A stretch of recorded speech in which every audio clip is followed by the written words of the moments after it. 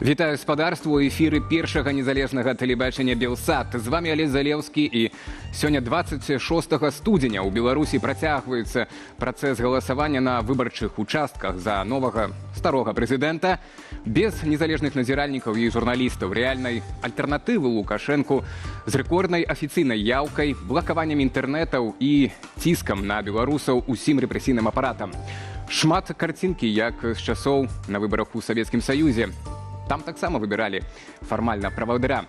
Але вылізаная прапагандысцкая карцінка троху была сапсаваная, асабліва пытаннямі Лукашэнку з боку замежнага рэпарцёра BBC Стіва Розенберга. Раю спадарству зірнуць гэты фрагмент у інтэрнэце. Але і так, мае калегі цяпер працуюць, каб да вячэрняга эфіра сабраць для вас сапраўды вартыя нават для такіх выбараў дэталі. Мы ж наш дзённы эфір распачынаем трансляцыяй з Варшавы. Гэта таксама першая прэзідэнцкая кампанія, калі ўлады ў Менску забаранілі галасаваць беларусам за мяжой. А іх нямала, толькі за апошнія некалькі год нашу краіну пакінулі прынамсі 500 000 чалавек. Многія з іх сёння прымаюць удзел у альтэрнатыўных ад выбараў івентах у дзясятках еўрапейскіх гарадах. Менавіта ў польскай сталіцы адбываецца асноўны варушняк – форум «Беларусы годны лепшага». Імпрэза распачыналася маршам па Варшаве. Тысячы удзельнікаў 6 няслі самы вялікі ў Еўропе беларускі сцяг. Яго даўжыня складала больш за 350 метраў. Удзельнікі акцыі сцвярджаюць, што яны цяпер голас тых, хто знаходзіцца ў турмах у Беларусі за свае погляды, а таксама голас тых, хто ў Беларусі не можа выказвацца.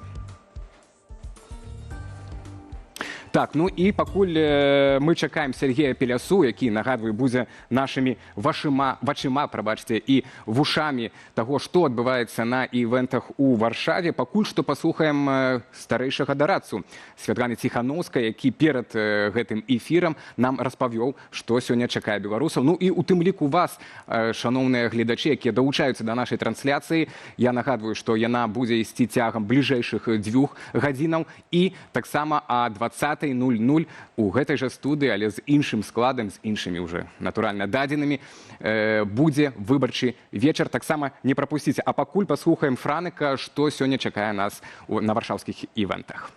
Мы запрашаем усіх беларусаў на вялікі фестываль. Фестываль «Беларусы годныя лепшага», які адбудзецца ў Варшаве, дзе збяруцца сотні беларускіх дзячоў, актывістаў, журналістаў, інфлюэнсараў, творцаў. Гэта будзе такі фестываль новай Беларусі, паказаць альтэрнатыву. Ён не прывязаны да выбараў. У нас няма задачы зрабіць нейкую сваю выбарчую сходку. Задача – гэта сабрацца, паказаць адзінства, падзяліцца планамі, натхніць адно аднаго.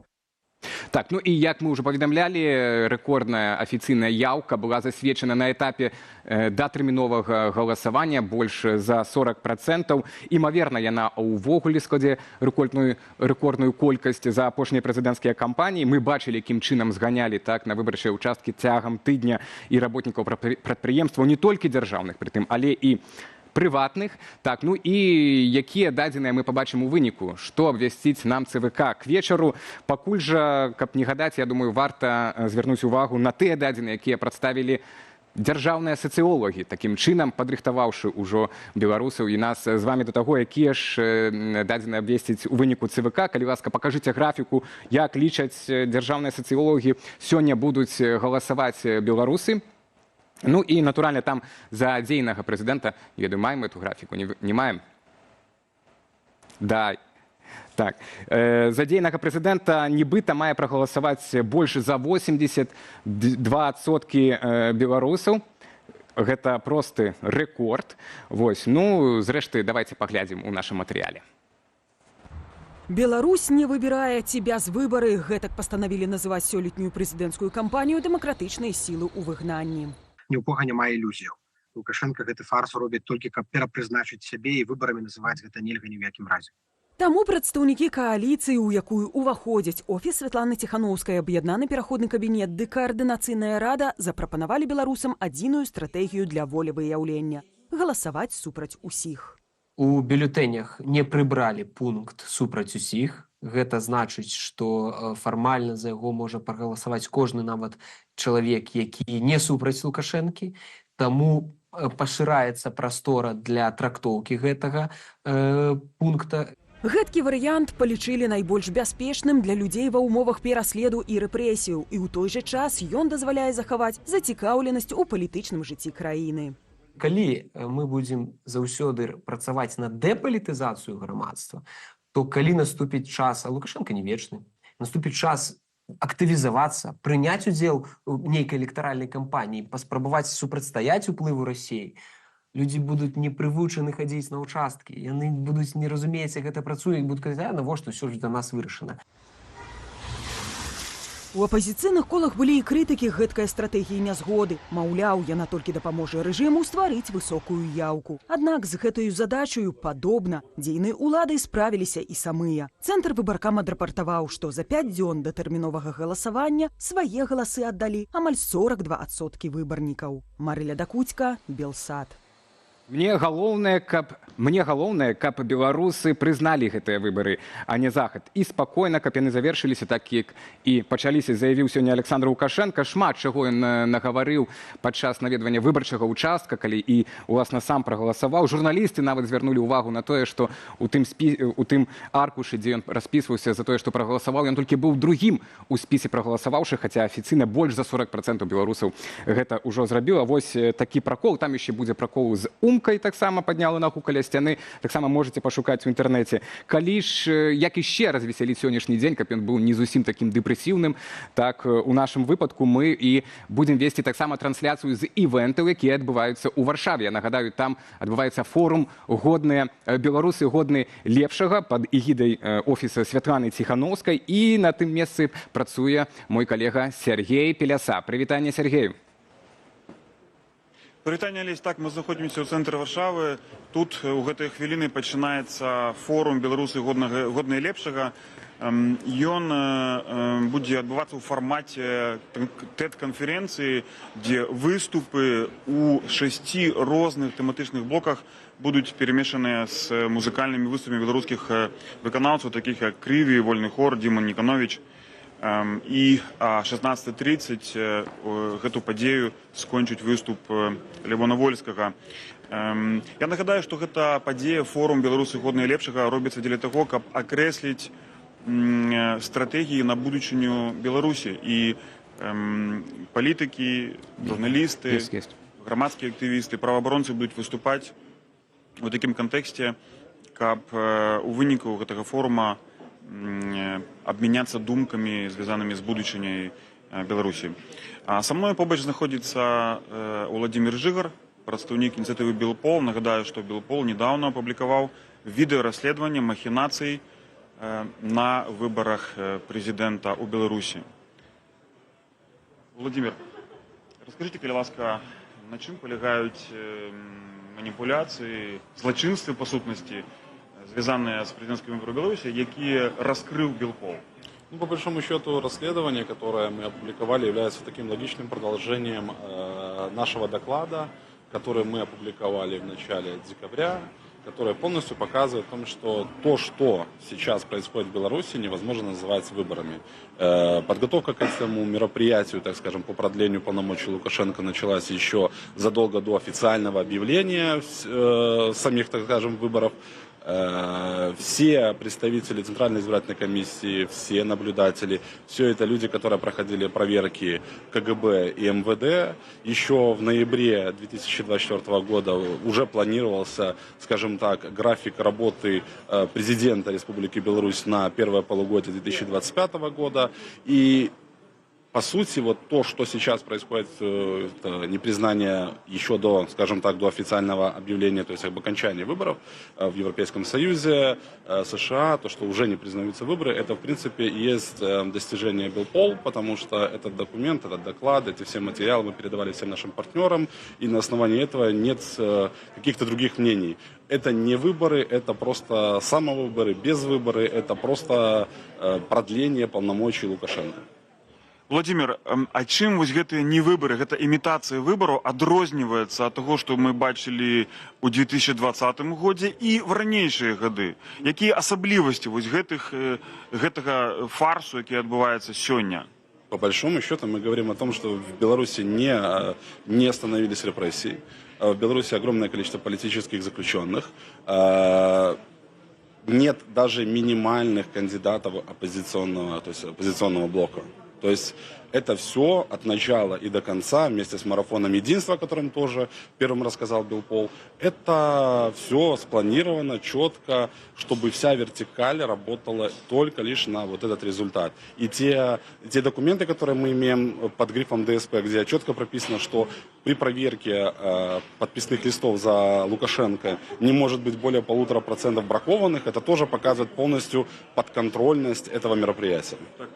Владимир, яшчэ пытанне. Вось што самае шакуючае вы з вашымі калегамі з Белпол адкрылі, займаючыся вось гэтай тэмай фальсификации на выборах? На самом деле сложно, конечно, сказать после того, что мы видим в целом по Республике Беларусь, чтобы нас что-то так безумно удивило. Это все, наверное, за последние дни это практически 50% людей, проголосовавших досрочно. Но это уже сейчас. А если говорить про документы, это абсолютная подчиненность всей вертикали одной единственной цели, чтобы Лукашенко переизбрался на новый срок. И это здесь задействованы и МВД, и белорусские спецслужбы, и, например, те же самые исполкомы, райисполкомы, сельсоветы. Все сделано только для одного, чтобы все прошло тихо, спокойно. И главное, чтобы Лукашенко набрал нужное ему количество голосов. Владимир, у меня апошняе пытанне. Што б вы параілі тым людзям, якія займаюцца фальсіфікацыямі, чыноўнікам, сілавікам, так, вы, як былы сілавік, таксама беларускі, як асоба, якая займаецца расследаваннем злачынстваў рэжыму Лукашэнкі, цяпер уже як незалежны эксперт. Што вы можете ім параіць? Што ім лепш рабіць вось в гэтыя бліжэйшыя дні? Я скажу так, им советовать уже нечего.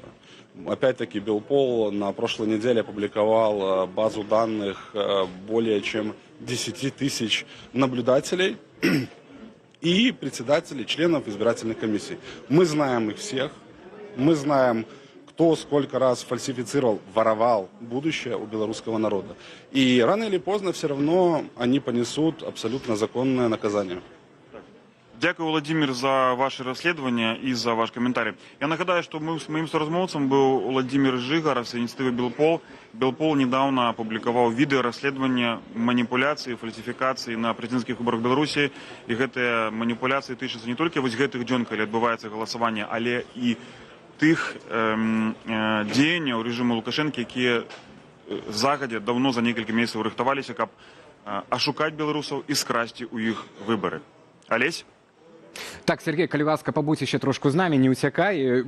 Хочу запытацца ў цябе, гэты івент «Беларусы годны лепшага» меўся быць такой альтэрнатывам тым падзеям, якія адбываюцца цяпер у Менску, дзе таксама Александр Горович выступае перад замежнымі журналістамі, галасуе, так, расказвае перамовы, не перамовы іх і так далей. А вот як ты цяпер адчуваеш па гэтым івенце? Еще не пачаўся, я так разумею, да, толькі пачатак. Ці зможа быць гэта такой альтэрнатывай, калі так, то ў якім выпадку, так? Як ты адчуваеш настрой і атмасферу агулам гэтага? Усе такія больш прыгнечаныя, што выбары без іх і без выбору, так, у выніку атрымліваецца, ці все-таки бачаць нейкі аптымізм, нейкую перспектыву бачаць у далейшых падзеях? Так, зразумела, Лесь. Тут на форуме «Беларусы годны лепшага» толькі збіраюцца удзельнікі, усе чакаюць на прыезд Светланы Ціханаўскай, якая удзельнічала ў акцыі пратэсту у цэнтры Варшавы.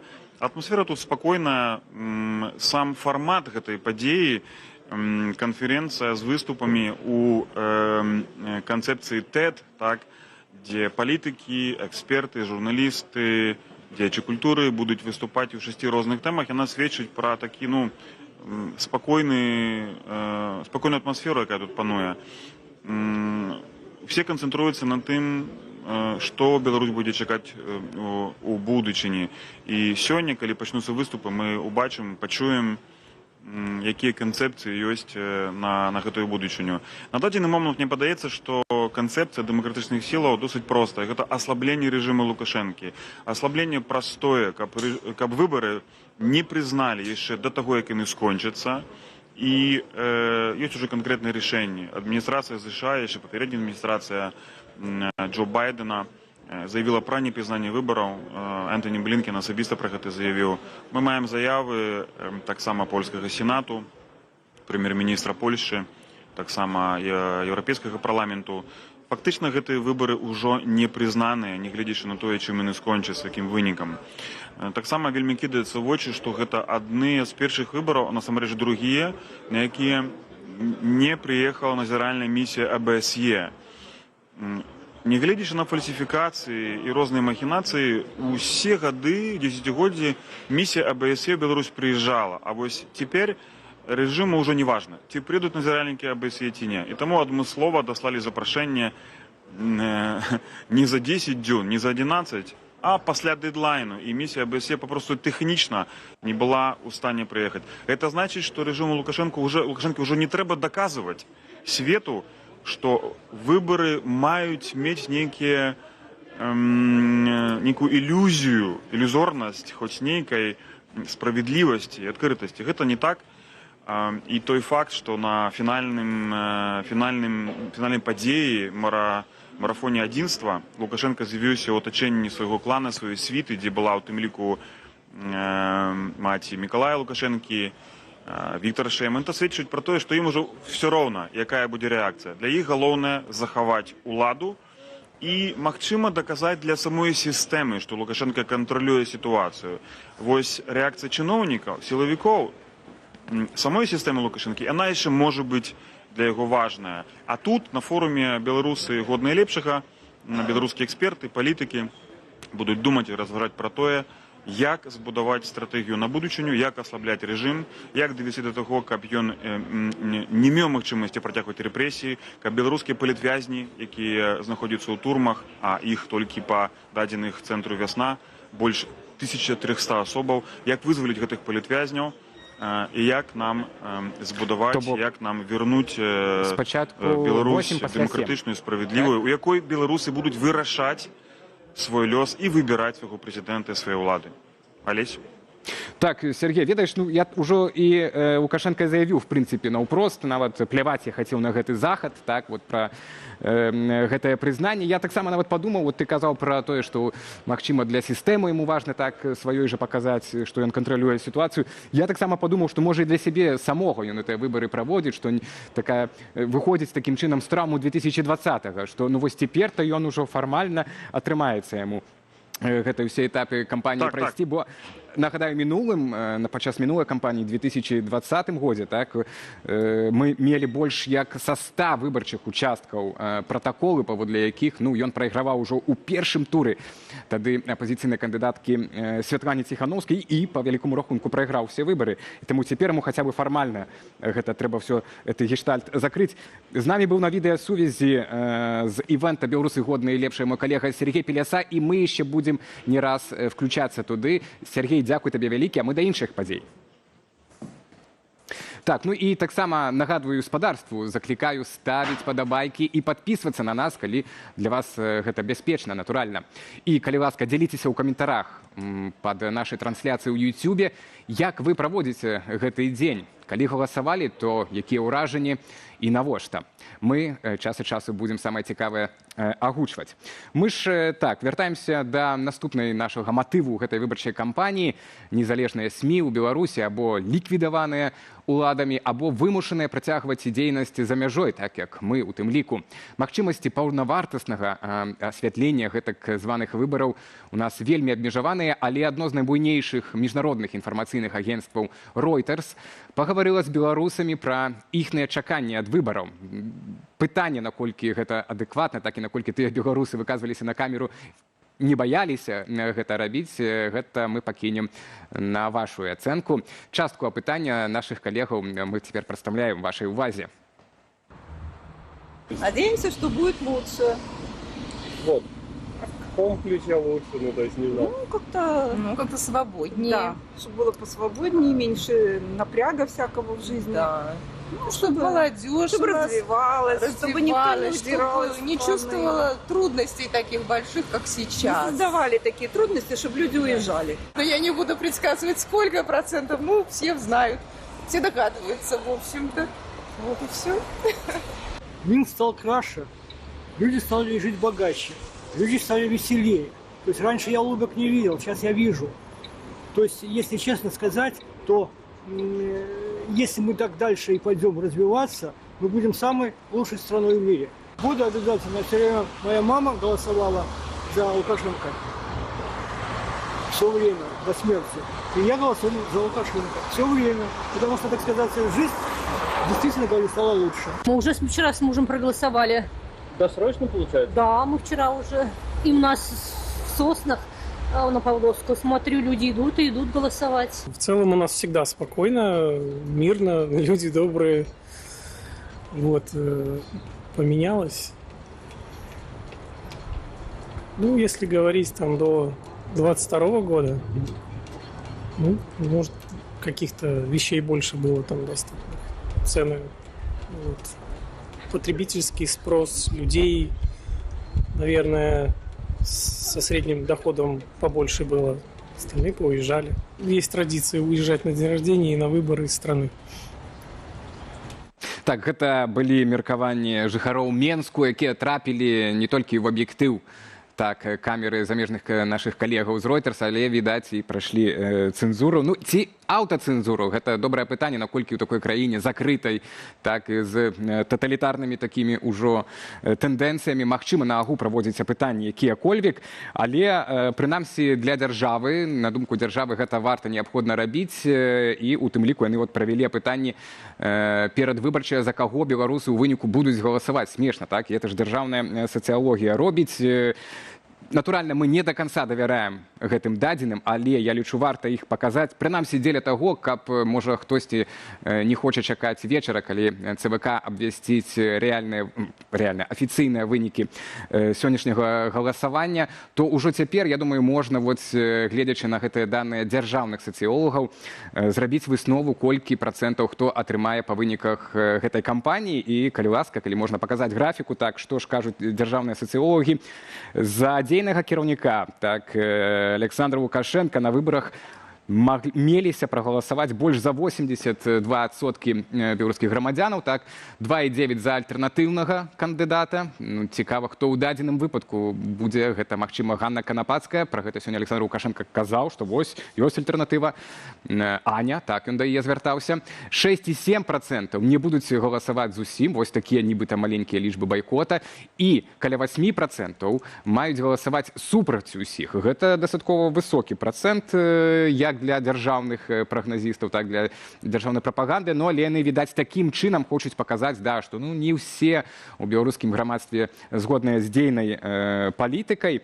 Мы ж толькі, думаю, варта тут нагадаць, што тыя ж самыя апытанні незалежных сацыёлагаў, яны вельмі камбінаваныя, таму што Беларусь цяпер як паўночная Карэя, складана не толькі працаваць журналістам или якія-кольвек апытанні праводзіць, праз інтэрнэт гэта робіцца, толькі з гарадскім насельніцтвам, толькі там, дзе ёсць доступ да інтэрнэта, таму там нейкія ёсць скідкі тых працэнтаў людзей, которые жывуць у вёсках, не маюць доступ да інтэрнэта. Але з гэтых дадзеных вынікае, што больш за 60% беларусаў на агу не збіраліся прымаць удзел у галасаванні ў гэтых выбарах. Ну, прычына, я думаю, відавочная, таму што як такавых выбараў і не назіраецца. Мы ж, уласна, так, і можа, ацэнім, якім чынам гэтая кампанія была праведзена, все-таки сёння ўжо заключны этап галасавання, так, а кампанія што была абвешчана яшчэ напрыканцы восені, вельмі нечакана. Нагадаю гаспадарству, што вось галасаванне мае быць ужо ў канцы студзеня, раней думалася, што ў лютым. Чаму так адбылося? І агулам асноўныя вехі гэтай кампаніі глядзіце ў нашым матэрыяле. Пра намер балатавацца зноў, нібыта на злосць апазіцыі, яшчэ год таму заявіў Александр Лукашенко. Пойдете вы или нет на следующие президентские выборы? Пойду. В следующем году. Передайте им, что пойду. Ни один человек, ответственный президент, не бросит своих людей, которые за ним шли в бой.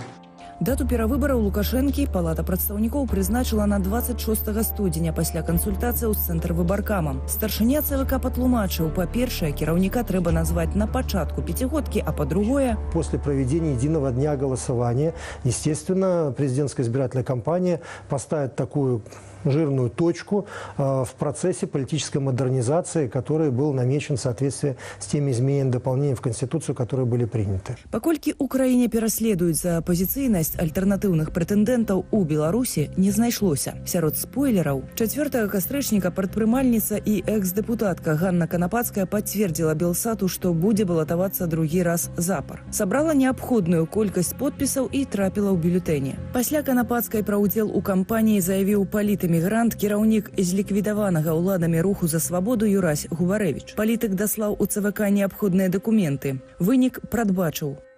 Перакананы, што Цэнтральная выбарчая камісія знойдзе сотню прычынаў, каб адмовіць у рэгістрацыі, но затое яны не змогуць сказаць, што вы нават і не паспрабавалі. Трэцюю вылучылася колішняя галоўная ідэалагіня менскай міліцыі, дзейная старшыня Беларускага саюзу жанчын Вольга Чамаданова. Общественное объединение на сегодняшний день абсолютно четко уверено в том, что готово брать на себя политическую ответственность за будущее страны. У той жа дзень стартаваў старшыня ЛДПБ Олег Гайдукевич і тут жа заявіў, што ніхто са спойлераў не ідзе перамагаць. Мэта іншая. Вот ненавидят они нашего президента, враги, центры эти западные. И я хочу, чтобы их тошнило от каждого кандидата в президенты, который участвует в выборах. 4 лістапада ЦВК зарэгістраваў ініцыятыўную групу старшыні Рады Беларускага саюзу афіцераў Сергея Бобрыкова. Праз тыдзень прэтэндэнт зняў кандыдатуру. Сегодня наша республика переживает очень трудное время.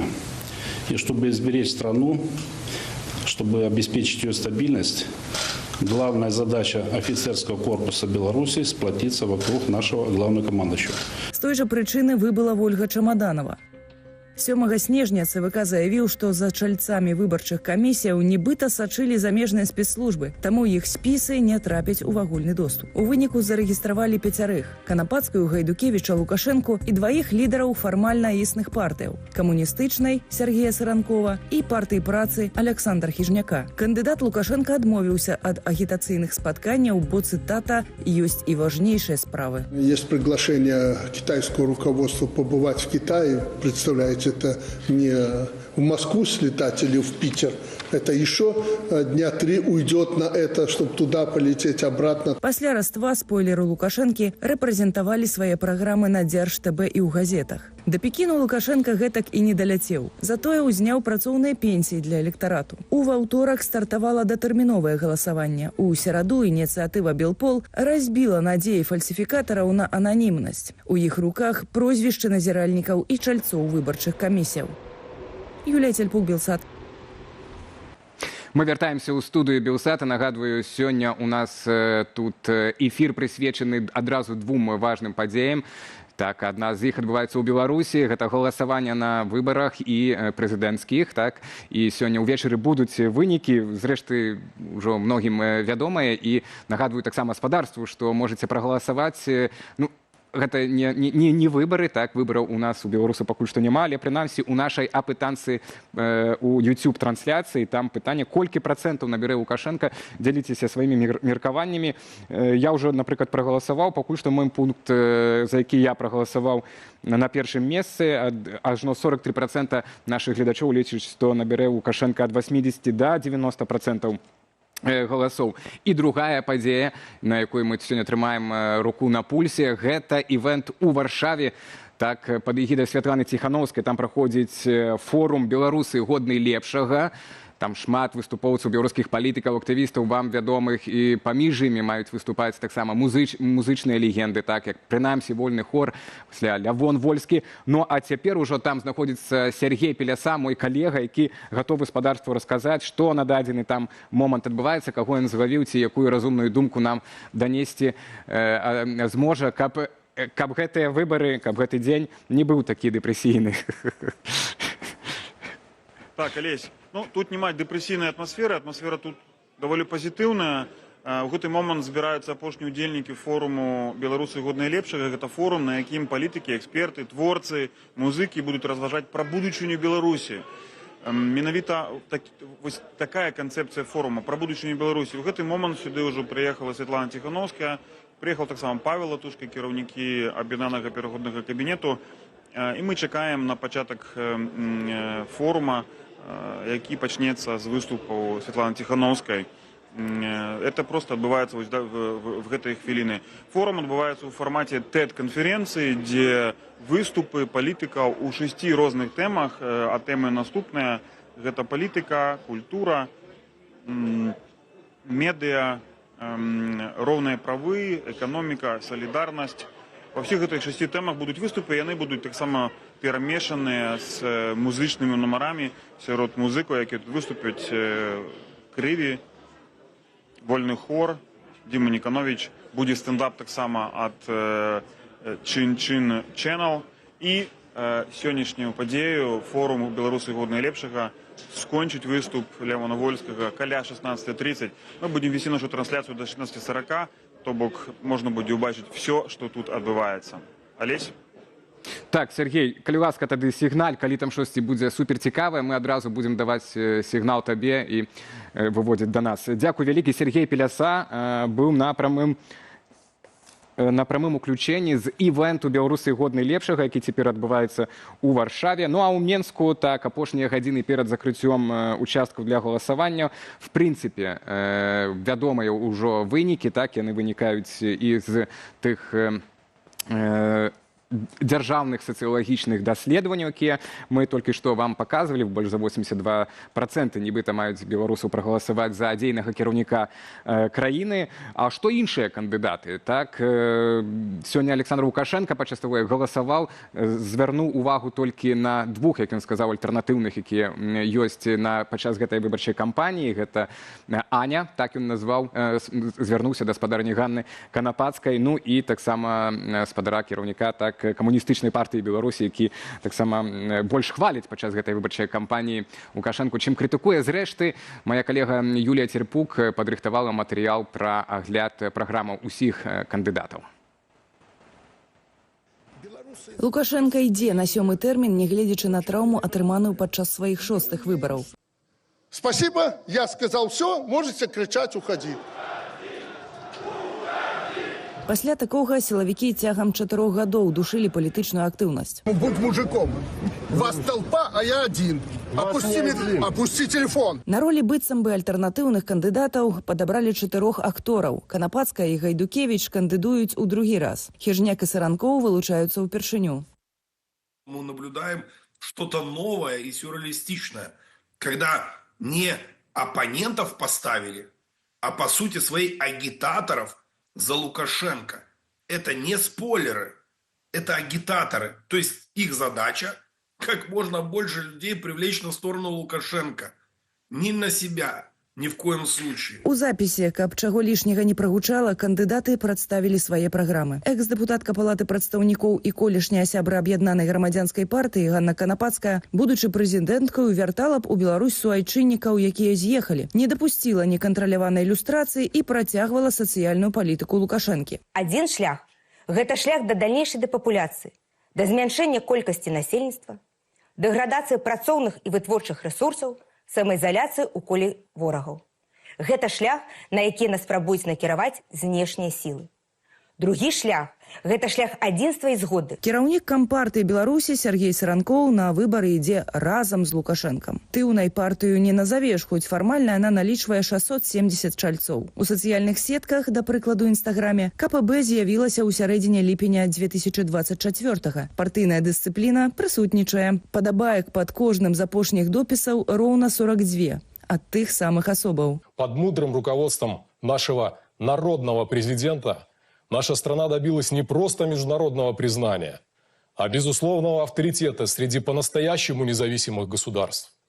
Для многих в мире мы, как ранее Великий Советский Союз, ориентир прогресса, борьбы за справедливый миропорядок против империализма, колониализма и фашизма. Праграма лідара рэспубліканскай партыі працы і справядлівасці пра сацыяльную дапамогу насельніцтву, асвету, але таксама з прапановаю узмацняць дзейны рэжым. Расширить возможности территориальной обороны, повышая качество военной подготовки резервистов и населения.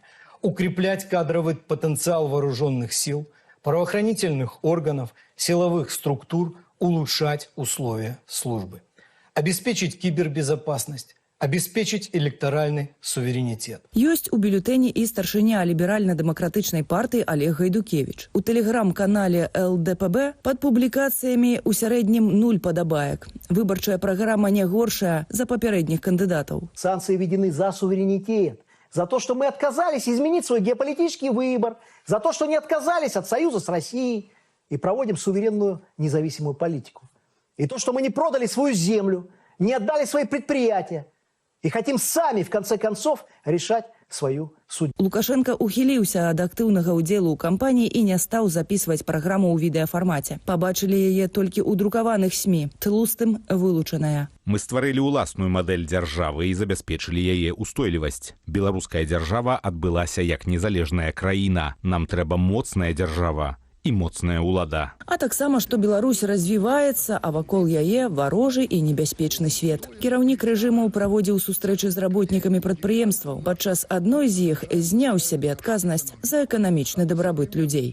А виноват ли там генеральный директор МАЗа, или виноват Кухаров, Скачанов, или президент?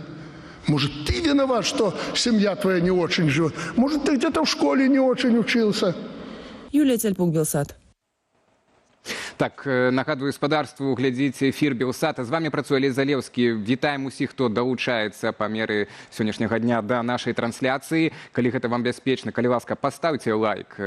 Ну і падпішыцеся, гэта пашырыць кола тых людзей, якія будуць ведаць пра тое, што сёння не толькі ў Беларусі адбываецца гэты, ну, многія кажуць, выбарчы фарс, ну, але афіцыйна гэта выбары прэзідэнцкія, але таксама і вялікі івент у Варшавы, беларусы годны лепшага, там дзе таксама шмат удзельнікаў вярхушку так беларускай грамадскасці, палітычнай беларускай сферы будуць думаць і думаюць пра тое, не як перамагчы на гэтых выбарах, з гэтымі ўжо все зразумела, як і вынікамі, якія сёння абвясціць ЦВК увечары, а думаць пра тое, што рабіць далей, як Беларусь краіну ратаваць далей пад пагрозай незалежнасць, так, пад пагрозай вайны, пад пагрозай грамадзянскай вайны, пад пагрозай ізаляцыі і гэтак далей. Ну і першае мы бачым ужо паведамленне з Менску з боку Лукашэнкі, які заявіў пра магчымы дыалог з апазіцыяй. Спачатку ён заявіў нямецкаму журналісту ў адказ, што апазіцыя гэта тыя, хто знаходзіцца ў краіне. І з такімі ён гатовы весці дыалог. Але пасля таксама сказаў, што будуць прапановы, разгледзім. Але спачатку датура. Калі ён супраць не будзе, яна, Наталія Эйсмонт, з ім разам я буду з вами весці дыалог. Для мяне меркаванне маіх людзей, якія мяне падтрымліваюць, вельмі важнае. Ці магчымы дыалог з Лукашэнкам, як апазіцыя, беларускія дым-сілы збіраюцца гэта рабіць, і ці у чым цікавасць Лукашэнкі можа быць у такім дыалогу, бо нашай краіне зразумела. Мы пытаемся у Сергея Пелясы, які цяпер знаходзіцца з намі на відэасувязі, уласна з івента «Беларусы годны лепшага». Пэўна, там знайшоў кагосьці з высокіх беларускіх палітыкаў. Прывітанне, Сергей. Олесь, ну, ці магчымы дыалог з Лукашэнкам? Мой каментар, што дыалог магчымы паміж беларусамі. Пытанне ў тым, ці рэжым Лукашэнкі гатовы да дыалогу. Тут на форуме «Беларусы годны лепшага» у цэнтры Варшавы збіраюцца апошнія ўдзельнікі, якія прыйшлі сюды наўпрост з акцыі пратэсту, якая адбылася ў цэнтры Варшавы. У гэтай акцыі ўдзельнічала і Светлана Тихановская. Яна таксама сюды прыехала. Апошнія хвіліны перад афіцыйным пачаткам форума «Беларусы годны лепшага», у якім палітыкі, эксперты, творцы будуць разважаць пра будучыню Беларусі. Гэтая падзея скончыцца сёння 16:30 паводле варшаўскага часу. Са мною побач знаходзіцца Франак Печорка, галоўны дарадца Светланы Тихановскай, выбарнай прэзідэнткі, і мы яго запытаем пра форум і пра імітацыю выбару Беларусі. Франак, што гэта за падзея, чаму менавіта такі фармат выбралі? ТЭД, сур'ёзныя выступы пра будучыню Беларусі, яны перамешаныя з музычнымі нумарамі. Чаму менавіта такі фармат? Так? Падавалася б, імітацыя выбару, фарс, скрадзеныя выбары, гэта нешта сур'ёзнае. А фармат выбраны даволі лёгкі, скажем так, нават аптымістычны. Ну, задача рэжыму гэта пасеяць такую тугу, дэпрэсію, фрустрацыю, каб людзі адчулі, што нічого не мяняецца і не зменіцца, і зноў Лукашенко на 5 гадоў. І нам трэба гэтае адчуванне безнадзейнасці перабіваць пазітывам, таму што калі не натхняць адно аднога і не натхняцца, то мы проста не вытрываем. У гэтай барацьбе патрэбная, ну, стойкасць, патрэбная энергія, і тут людзі сабраліся, каб падзяліцца гэтай энергіяй з іншымі. І з раніцы быў марш, дзе былі больш жорсткія, суворыя, палітычныя выступы. Зараз мы пераходзім да такой больш размовы пра будучыню, а вечарам па ўсёй Польшчы і ў іншых краінах адбудуцца канцэрты за свабодную Беларусь, дзе возьмуць удзел і прадстаўнікі беларускай дыяспары, і мясцовыя актывісты. Ці мог бы ты прадставіць стаўленне афіцыйнае Святланы Ціханаўскай, беларускіх дэмакратычных сілаў да таго, што адбываецца цяпер у Рэспубліцы Беларусь, тое, што называецца прэзідэнцкімі выбарамі ў Беларусі? Ну, шмат розных эпітэтаў выкарыстоўваюць: спецаперацыя, фарс, тэатр, шоу, спектакль. Ясна, што Лукашэнку гэтыя выбары патрэбныя, каб ціхенька перапрызначыцца, легітымізавацца. І ён паспрабуе неяк нармалізаваць сваю сітуацыю, сказаць: ну ўсё, 5 гадоў прайшло, Ціханаўскі мандат скончыўся, я зноў прэзідэнт. У яго было такое спадзяванне, але мы бачым, што бальшыня краінаў свету захаду ўжо заявілі пра тое, што выбары не могуць быць празрыстыя, справядлівыя, законныя. І таму гэты план по рэлегітымізацыі Лукашэнкі ён ужо праваліўся. Мы бачым лукашэнкаўскія там сцэнкі на выбарчым участку з сабачкам, які там сікае на участак. Это ўсё дадае проста камічнасці, трагікамічнасці ягонаму спектаклю. Ці можна сказаць, што нешта мяняецца пасля 26 студзеня? Я думаю, для Лукашэнкі дакладна не. Ён як быў нелегітымным, незаконным злачынцам, такім і застаецца. Для нас гэта працягвае, это значыць, што мы працягваць павінны барацьбу. І я думаю, што для міжнароднай супольнасці павінна быць яснае разуменне, што беларуская сітуацыя не вырашылася, палітвязні не выйшлі на свабоду. Беларусь па-ранейшаму патрабуе ўвагі і падтрымкі. І дзеля гэтага, у тым ліку, мы робім сённяшні івэнт, а вечарам Святлана Ціханаўская выступае перад еўрапейскімі міністрамі ў Брусэлі, каб падкрэсліць незаконнасць і злачыннасць рэжыму. Беларуская делегация беларускіх дэмакратычных сілаў на чале са Святланай Ціханаўскай толькі што вярнулася з сусветнага эканамічнага форуму ў Давос. Гэта самы прэстыжны ў свеце фактычна форум такога кшталту, эканамічна-палітычны. Як бы ты апісаў рэакцыі там у Давосе, так, на візіт Святланы Ціханаўскай, удзел у форуме? І ці там ввогуле на фоне праблемаў, якія цяпер у свеце, гэта і канфлікт на Блізкім Усходзе, працяг агрэсіі Расіі супраць Украіны, змена кіраўніцтва ў Белым доме. Ці там бачаць Беларусь, ці яны разумеюць нашыя праблемы, ці яны гатовыя разам з вамі, з намі, з беларусамі працаваць над іх вырашэннем? Ну, сам факт, што запрашаюць Святлану Ціханаўскую ўжо 3-й год запар і даюць топавую панель, гэта сведчыць, што праблему бачаць, яе фіксуюць. Ёсць разуменне, што Беларусь і Украіна ўзаемазвязаныя. Бачаць Беларусь найперш праз прызму бяспекі, таму што гэта пагроза Польшчы, Літве, Латвіі, усім краінам НАТО, не толькі ўкраіне, не толькі беларускаму народу. Хочуць пачуць ад беларусаў і ад Святланы Ціханаўскай, як яна бачыць вырашэнне і што можа быць яшчэ зроблена, каб беларускую сітуацыю выправіць, палепшыць. Не шмат аптымізму, але это не толькі пра Беларусь. І пра Украіну, і пра Ізраіль, і пра тое, што будзе адбывацца са светам бліжэйшыя гады. Ёсць поўнае неразуменне. Слова, якое ўжывалася найбольш часта, гэта uncertainty, няпэўнасць. Тое, што казалі замежныя лідары палітыкі, мы уступаем у такую эпоху, калі не ясна, што будзе адбывацца далей. Многія кажуць, што 25-й год гэта новы 89-й. Ён памяняе сусветную палітыку, ён памяняе рэчаіснасць. І ёсць два варыянты. Альбо сітуацыя пачне паляпшацца і дэмакратыя будзе перамагаць у свеце, альбо наадварот тыраніі возьмуць рэванш. І гэтая хвароба, дыктатур, яна будзе пашырацца. І, на жаль, Беларусь, як і раней гэта было ў гісторыі, зноў у цэнтры полю бою, зноў у цэнтры геапалітычных падзей. І нам, беларусам, застаецца толькі трымацца разам, быць цярплівымі і захоўваць аптымізм. Не апошняе пытанне, вось у гэтай мы выходзім у гэтую эпоху непэўнасці, неяснасці, у такую мглу гістарычную. Як выглядае стратэгія дэмакратычных сілаў на бліжэйшыя некалькі гадоў, пасля таго, як адгрыміць гэты фарс выбарчы ў Беларусі? Як выглядаюць вашыя планы? Натуральна, што гэта аслабленне рэжыма, але з чаго складаюцца ваша стратэгія? Ну, я бы назвал это такой стратегией 1000 порезов. Мы не можем нанести пераможный удар один режиму, что он там ляжа. Але мы можем наносить ему раны. Каб яму болела про тое, што палітвязні не выходзяць з турмаў, про тое, што беларуская прамысловасць дапамагае Расіі, каб ён плаціў за кожнае сваё злачынства, каб яму не сходзілі з рук ягоныя словы Лукашэнкі і тое, што ён робіць з беларусамі і з міжнародным правам. Мы разумеем, што у нас ёсць саюзнікі ўнутры сістэмы, але трэба іх колькасць пашыраць, развіваць, будаваць давер з імі. Людзі ўнутры сістэм павінны разумець, што калі яны не ўдзельнічалі ў злачынствах, яны маюць права таксама на будучыню ў новай свабоднай Беларусі. І мы павінны таксама алярмаваць свету посылать сигналы, что белорусы готовы до зменаў. Потому что часам чуецца такое, маўляў, Беларусь страчаны кейс. Давайте вырашым нейкія глобальныя рэчы, потому что Беларусь ужо не выратуем. І мы павінны паказаць, не, беларусы не здаліся, і Беларусь можа стаць гісторыяй поспеху. Для гэтага трэба прысутнічаць, трэба ўдзельнічаць, трэба, каб нашыя словы гучалі. У гэтай сітуацыі няпэўнасці наша задача гэта быць паслядоўнымі. Ёсць вялікая спакуса, давайте, можа, зменім на 180 градусаў стратэгію, пачнем зноў там сябраваць з рэжымам, можа быць, он стане дабрэйшы, мякчэйшы. Такога не будзе. Толькі паслядоўнасць. Паслядоўная, цвёрдая, упартая пазіцыя прыносіць плён у такіх сітуацыях, як цяперашняя беларуская. Так, дзякую, Франак. Я нагадаю, што маім суразмоўцам быў Франак Вечорка, галоўны дарадца Святланы Ціханаўскай. А тут вы бачыце, што ў гэтыя секунды пачынаецца форум «Беларусы годныя лепшага» ад выступа вольнага хору. Алесь?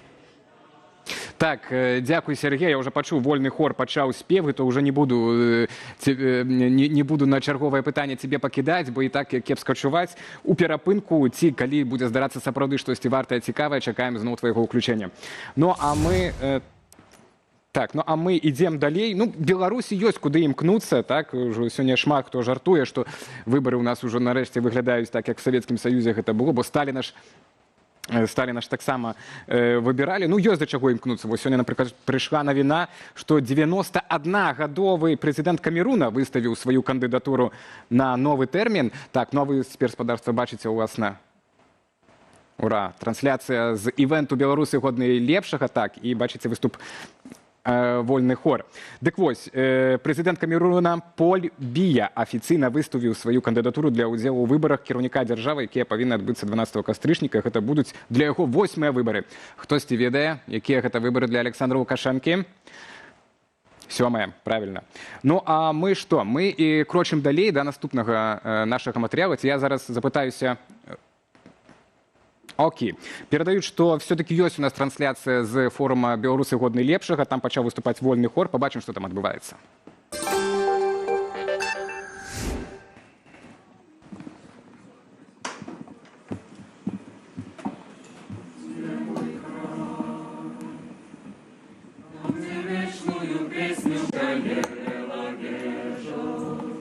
Там, где Неман на заходе помнить ворожую кровь, где на взвышах новоградских дремлют суровые вежи, и вишневые хаты глядятся в широкий Днепро.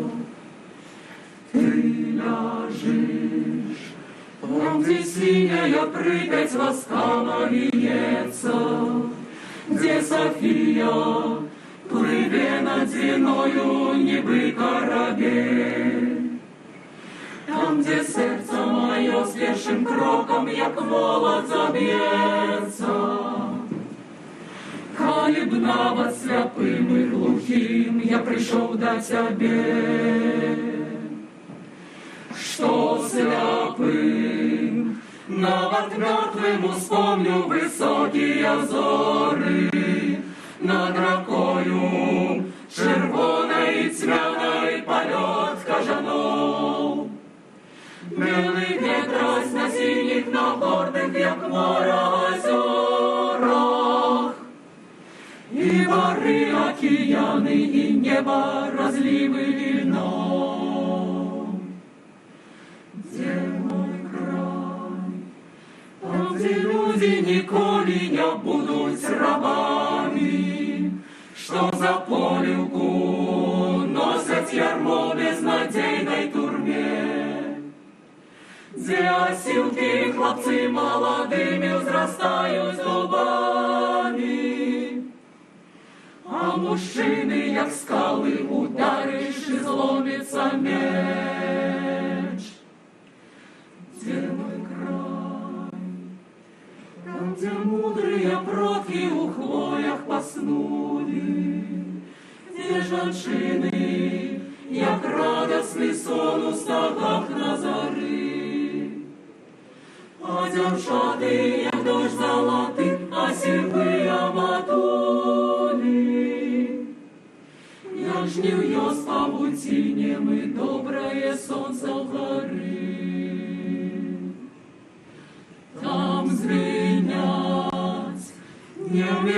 наши песни на полные груди, там спрадвеку гучить свого булатный клинок.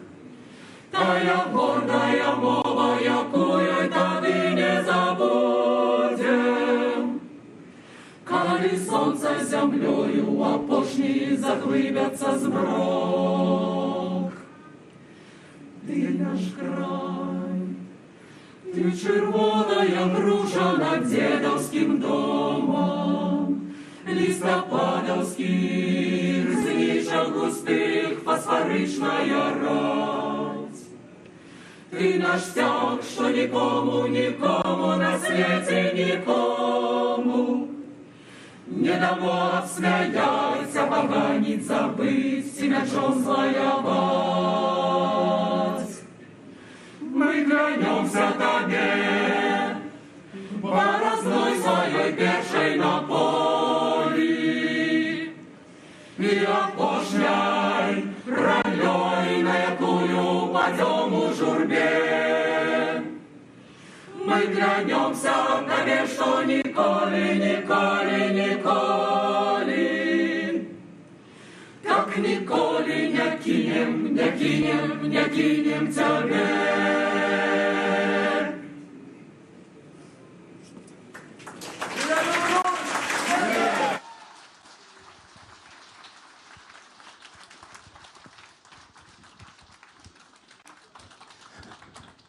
Вітаю, шановне гаспадарства.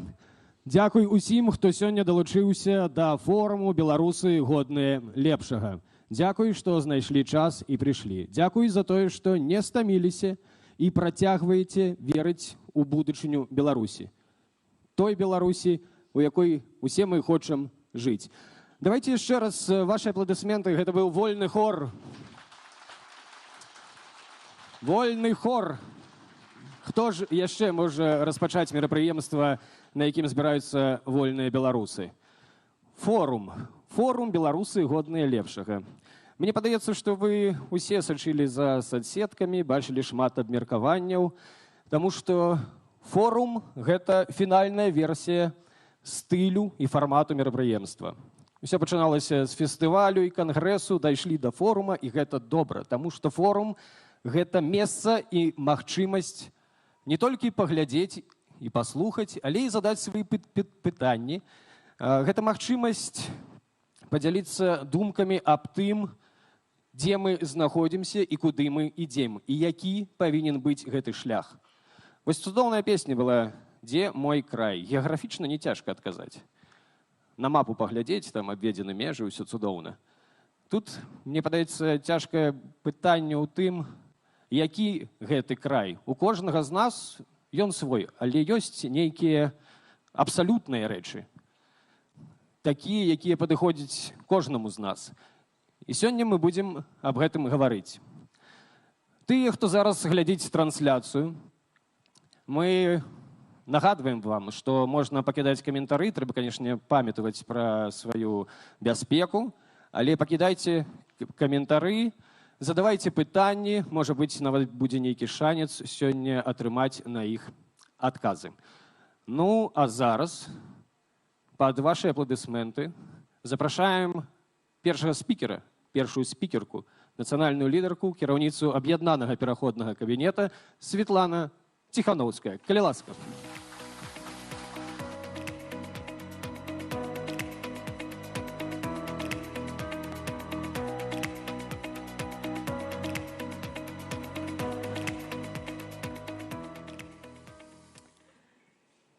Вітаю, мои дорогие белорусы и белорусские, дорогие гости.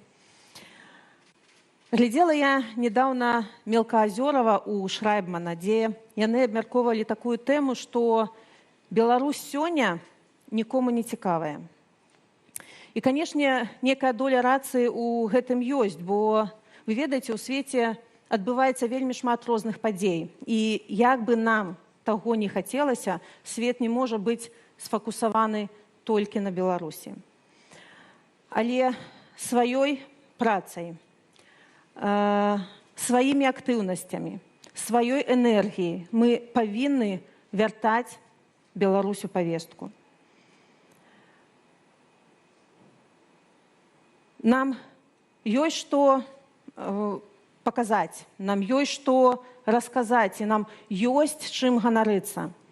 І мы самі павінны заўважаць, што мы робім пазітыўнага. Паверце, пакуль Беларусь не будзе цікавая іншым, пакуль мы самі сабе не будзем цікавымі. Мы павінны тлумачыць, як у такіх цяжкіх умовах беларусы здольныя змагацца, беларусы здольныя выжываць і працягваць барацьбу. Нягледзячы на спробу рэжыму нас раз'яднаць і разбурыць наша адзінства, мы працуем разам, мы застаемся адзінымі. Мы будуем дэмакратычныя структуры. З'яўляюцца новыя ініцыятывы ў грамадскай супольнасці. Нашыя медыа, нашыя блогеры збіраюць мільёны праглядаў, і большасць гэтых праглядаў менавіта з Беларусі. Нашыя праваабаронцы збіраюць дапамогу рэпрэсаваным і збіраюць доказы злачынстваў гэтага рэжыма. Нашыя айцішнікі, яны робяць інавацыйныя і вельмі амбіцыйныя праекты, якія аб'ядноўваюць беларусаў і, ведаеце, уражваюць увесь свет. Нашыя вельмі аб'яднаныя беларусы замежжа прасоўваюць беларускую павесткі ў сваіх краінах і ладзяць акцыі салідарнасці. Нашы культурныя дзеячы, напрыклад, яны ўзмацняюць нашу нацыянальную ідэнтычнасць, якую мэтанакіравана хоча зруйнаваць гэты рэжым. А наша моладзь, яны ўсё больш і больш зараджаюцца беларускасцю. І, канешне, я хачу асобна адзначыць беларусаў у Беларусі. Нягледзячы на страх і вельмі цяжкія умовы там унутры краіны, яны робяць не публічную, але такую важную працу на зямлі. Дзякуй вам вялікі за гэта. Мы натхняемся нашымі героямі, добраахвотнікамі, якія бароняць Украіну і Беларусь на полі боя. І мы усёй нацыяй смуткуем па загінулых. Як, напрыклад, Марыя Зайцева, якая 9 дзён таму ахвяравала сваім жыццём дзеля будучыні Беларусі. І мы усёй нацыяй смуткуем па усіх тых, каго забіў рэжым. Нашыя палітвязні, я хачу вам нагадаць, што гэтая наша з вамі адказнасць, каб вызваліць нашых людзей з турмаў. І хай боль за нашых каханых, за нашых родных, за нашых сяброў за кратамі ператвараецца ў энергію, якая рухае нас наперад. Дарагія сябры, каб іншыя палюбілі Беларусь, перш за ўсё мы павінны любіць яе гэтаксама моцна. І мы павінны любіць яе нават тады, калі цяжка. Калі здаецца, што ўсё згубіла сэнс, калі дрэнныя навіны забіраюць апошнія сілы. І ведаеце, вось той шлях, які мы зараз праходзім, мы ж яго праходзім упершыню і не заўжды разумееш, што спрацуе, а што не спрацуе. Але трэба спрабаваць, трэба працягваць працу, трэба эксперыментаваць. І я не ведаю, трэба бачыць, якія добрыя справы мы ўжо робім. Трэба заўважаць пазітыўнае, трэба натхняць і любіць адно аднаго. І сёння насамрэч гэта добрая магчымасць, каб выказаць сваю падтрымку тым, хто сядзіць сёння побач з вамі. І я вельмі ўдзячная кожнаму, хто сёння тут прысутны, нягледзячы на тое, што следчы камітэт пагражае нам усім новымі крымінальнымі справамі. Ведаеце, як казаў Алесь Беляцкі, нобелеўскі лаўрэат і палітвязень, я не баюся, хай баяцца яны. І пераадолець страх нашмат прасцей, калі ты ведаеш, што ты не адзін. І нас шмат, мы все розныя, але я ўпэўнена, што ў нашай разнастайнасці і ёсць наша сіла. І ад нашай актыўнасці, наша актыўнасць сёння, яна фармуе вось гэты імідж новай Беларусі. І толькі ад нашай актыўнасці залежыць, ці будуць успрымаць Беларусь як безнадзейную справу, ці як нацыю, якая бароніць сваю будучыню. Я хочу падзякаваць сёння усім замежным журналістам, дыпламатам і палітыкам, якія працягваюць натхняцца беларусамі і не губляюць веру ў нашу справу. І я дзякую кожнай беларусцы і кожнаму беларусу, якія не даюць гэтай веры згаснуць. Дзякуй вялікі. Жыве Беларусь!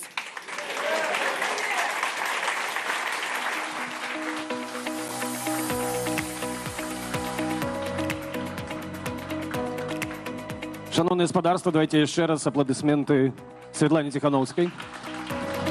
Дякую. Вельмі натхняльна. Сёння будзе шмат спікераў, таму не будзем цягнуць і марнаваць час. Сустракайце, кіраўнік НАУ, намеснік Святланы Тихановскай у аб'яднаным пераходным кабінеце Павел Латушка. Кіраўнік народнага антыкрызіснага ўпраўлення.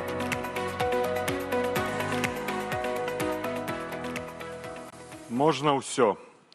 Пусціць каханне дымам, взять і занедбаць мінулы шлях, але толькі не любіць радзімы з чорную павязкай на вушах, з чорную павязкаю на вуснах, з чорную павязкай на вачах, толькі слухаць словы нездарлівыя, толькі не тлуміць яе маной, бо ў адным мы вінны, пакуль жывы, праўдай абавязаны мы ёй, истиной, одиною, одной. Песняр белорусской земли Владимир Короткевич. Что для меня правда? Правда для меня Беларусь. Что для меня правда? Правда гэта радзіма. Что для меня правда? Правда гэта вольная, незалежная Беларусь, вольная ад гвалту і тэрору. І гэта павінна стаць ісцінай. Гэта павінна стаць нашай мэтай. Яна з'яўляецца нашай мэтай. Думаю, што для большасці з нас свабода і незалежнасць гэта тыя два словы, якія ідуць разам. Але некаторыя нам кажуць, давайте адмовімся ад свабоды, каб захаваць ілюзорную незалежнасць. Уявіце сабе незалежную дзяржаву без свабодных людзей, а хто будзе бараніць гэтую незалежнасць? Узурпатар, рэжым ці свабодныя вольныя людзі? Не будзе незалежнай Беларусь, калі мы не даб'емся свабоды і волі для беларусаў. Птушка ў клетцы не спяваюць. І у нас спачатку забяруць свабоду, забралі свабоду выбара і пазней забяруць незалежнасць. Нельга ўявіць свабоду без адказнасці, бо давайте сабе прадставім. Свабодныя людзі, а над імі бандыт, злачынец. Ці можам мы такую сітуацыю сабе ўявіць у жыцці? Не. Таму павінна быць адказнасць. Бо калі наступае адказнасць, тады наступае і свабода для гэтых людей. Я шчаслівы, што сёння пабачыў на вуліцах Варшавы шмат беларусаў. На мітынгу сёння ў гэтай зале. Як я думаю, сёння мы паглядзім у тэлеграм-каналы, на Белсаце, у іншых незалежных СМІ і пабачым, сколькі вольных беларусаў, якія прагнуць свабоды, незалежнасці, выйшла на вуліцы розных гарадоў па ўсім свеце. Бо гэта наш абавязак. Гэтую гадзіну, некалькі гадзін прысвяціць Беларусі. Гэта жа, здаецца, нічога не каштуе. Дзякуй вам, дзякуй, што вы ёсць. Мы чуем, што хтосьці кажа нам, давайте станем на калені.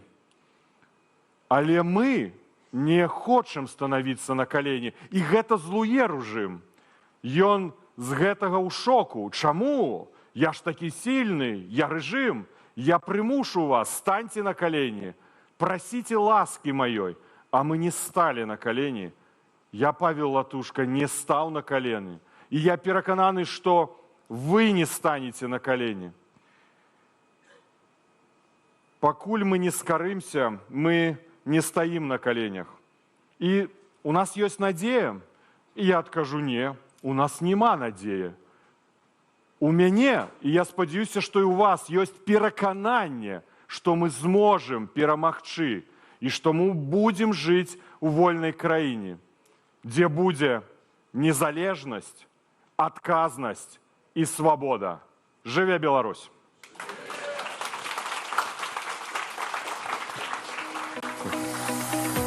Апладысменты яшчэ раз. Гэта быў Павел Латушка, а зараз запрашаем сюды, на гэтую сцэну, Анжеліку Мельнікаву, спікерку Каардынацыйнай рады 3-го склікання. Калі ласка, таксама апладысменты.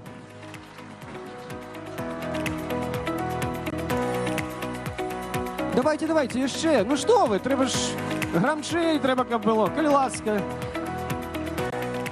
Вітаю, паважаныя сябры, паплечнікі.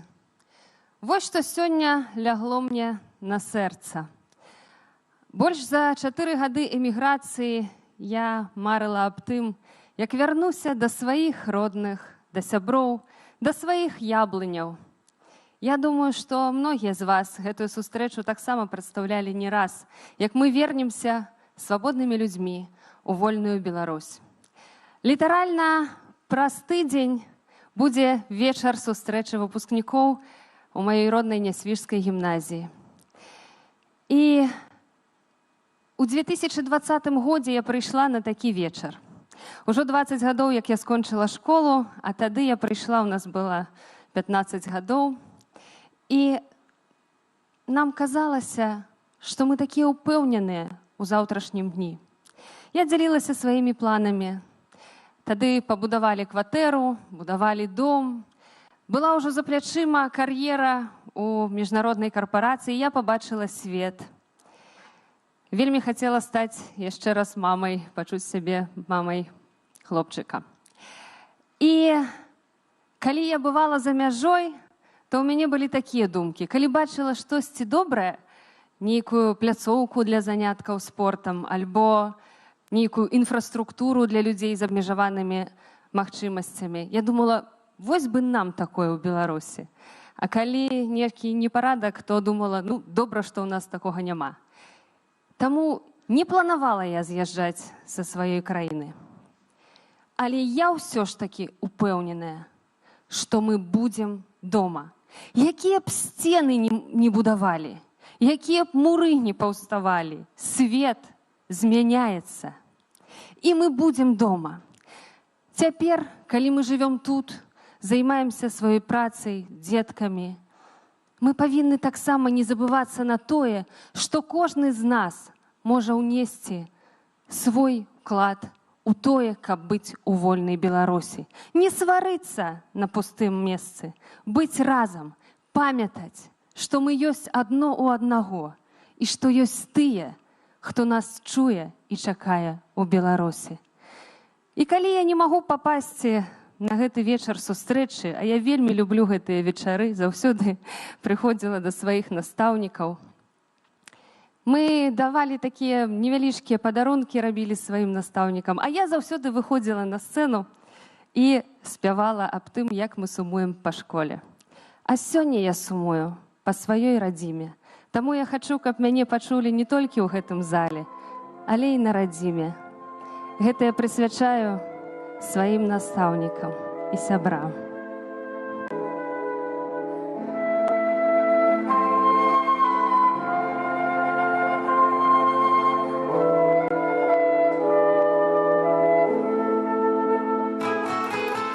Ад родных ніў, ад роднай хаты у панскі двор дзеля красы. Яны бяздольныя узяты ткаць залатыя паясы. Цямнее край зубчаты бора, і чэ забыўшыся рука заміж персідскага узора. Цвяток радзімы Васілька. Цямнее край зубчаты бора, і чэ забыўшыся рука заміж персідскага узора. Цвяток радзімы Васілька. Зрабіце мне грабчэй мікрафон, калі ласка.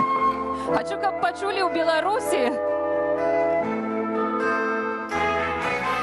І цягам доўгія часіны дзявочыя забыўшы сны свае шырокія тканіны на лад персідскі ткуць яны.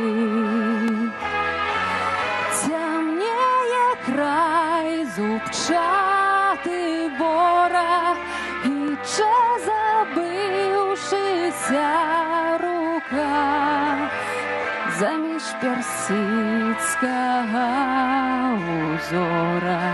Цвяток радзімы Васілька. Цямнее край зубчаты бора, і чэ забыўшыся рука заміж персідскага узора. Цвяток радзімы Васілька. Дякую. Жыве Беларусь! Прасіла, каб зрабілі выцішэнне, але магу яшчэ адзін прыпеў спець, калі вы пажадаеце, не? Дякуй! Давайте громче потребные ваши аплодисменты. Так, ну что хочется сказать. Теперь мы ведаем, як проходить паседжанне координаційної ради. Дзеля такого можна і балатавацца ў наступны раз. А зараз, пад ваши аплодисменты, гэта трэба рабіць. Вельмі важна, каб вас не паказваюць у трансляцыях, але вас павінна быць чутно. Таму вельмі громкія аплодисменты кожны раз. Спадзяюся, мы дамовіліся.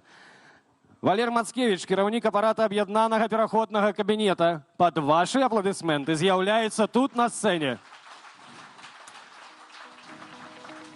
Мы вас чакаем.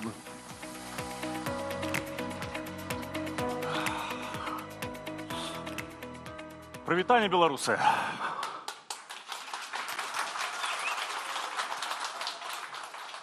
А ведаеце, апошнія дні вельмі цяжка было засяродзіцца на працы, розныя думкі, разважанні пра тое, ну а што яшчэ такога важнага, вартага трэба сказаць сёння такім розным беларусам. Розным з аднаго боку, а з іншага такім блізкім, зразумелым, родным. Ну, сапраўды блізкім, тому што мы аб'яднаныя з вами адной мэтай, адной марай, аднымі намерамі. Ведаеце, я разумею, што сярод вас хтосьці ёсць такі, які гарыць нястанна змаганнем, імпэтам. Хтосьці, мажліва, прызнаецца ціха на кухні, што мае пэўны крызіс надзеі. Я дакладна ведаю, што сярод вас ёсць той, хто ўжо распакаваў той самы чамадан, які пару год стаяў некранутым пасля эміграцыі. Ёсць тут такія, ці толькі я адзін такі з чамаданам? Я бачу вас. Дзякуй за шчырасць. Ну, асабліва, насамрэч, я думаў пра тое, а што сказаць тым беларусам, якія нас глядзяць зараз праз VPN з Гародні, Берасця, Магілёва, Гомеля, Менскай, Залатой Горкі і чамусьці я перакананы з Серабранкі. Ведаеце, па-першае, я хочу сказаць, што я сапраўды веру ў тое, што мы з вами робім. Я веру ў сілу, імпэт, ідэі кожнага з вас, у сваю і вашу моц. Я дакладна ведаю, што менавіта цяпер увесь свет назірае за намі з вами, назірае за беларусам. А ці, можа, ўжо здаўся беларус? Ці ўсё ж такі не змірыўся? А ці хопіць у нас характара рабіць усё ад сябе магчымае? І сёння мы якраз і сабраліся тут з вами, каб прадэманстраваць сабе найперш, але і ўсяму свету, што мы з вами не скораныя. Мы з вами не здаліся. Мы ведаем, куды мы ідзем і навошта мы гэта робім. Я перакананы, што мы годныя лепшага.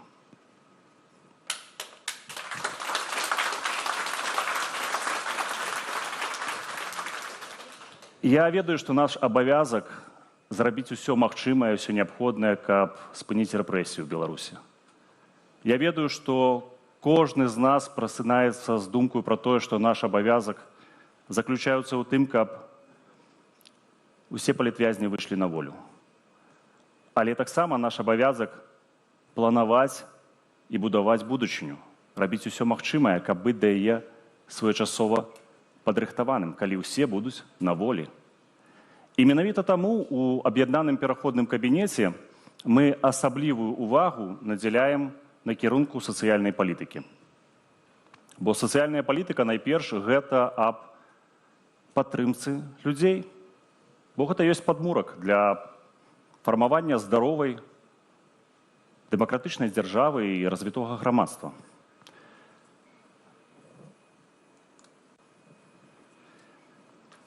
Але сацыяльная палітыка гэта не толькі пра тэрміновую дапамогу. Гэта найперш і пра роўны доступ да базавых правоў і магчымасцяў. Сёння ў Беларусі, на жаль, гэта не так. Мы ведаем, што сацыяльныя інстытуты, якія мусяць бараніць правы беларусаў, па сутнасці яны пакідаюць уразлівыя групы сам-насам са сваімі праблемамі. Жанчыны, ЛГБТК, кам'юніці, шматдзетныя сем'і, ветэраны, былыя палітвязні, усе яны сам-насам са сваімі праблемамі.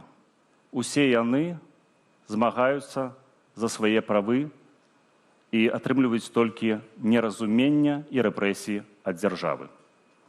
Кожнае трэцяе дзіця у Беларусі ў шматдзетнай сям'і жыве з недахопам паўнавартаснага адзення, паўнавартаснай ежы, якаснай адукацыі, але гэта не можа і не мусіць быць нормай у новай Беларусі. Я ўжо не буду ўзгадваць, але ўсё ж такі варта, напэўна, бо маем шмат камунікацый і з пажылымі людзьмі. І варта сказаць, што, вы ведаеце, што пенсію ў Беларусі сярэднія такія, што людзі, якія заслугоўваюць годнага жыцця, не могуць забяспечыць нават звычайных нейкіх элементарных патрэбаў. І менавіта з-за гэтага, менавіта па гэтай прычыне, сёння я хочу прэзентаваць вам нашу ідэю якую мы распрацавалі ў хуткім часе, яна будзе рэпрэзентавана ўжо як працуючы праект, гэта фонд сацыяльнай падтрымкі беларусаў.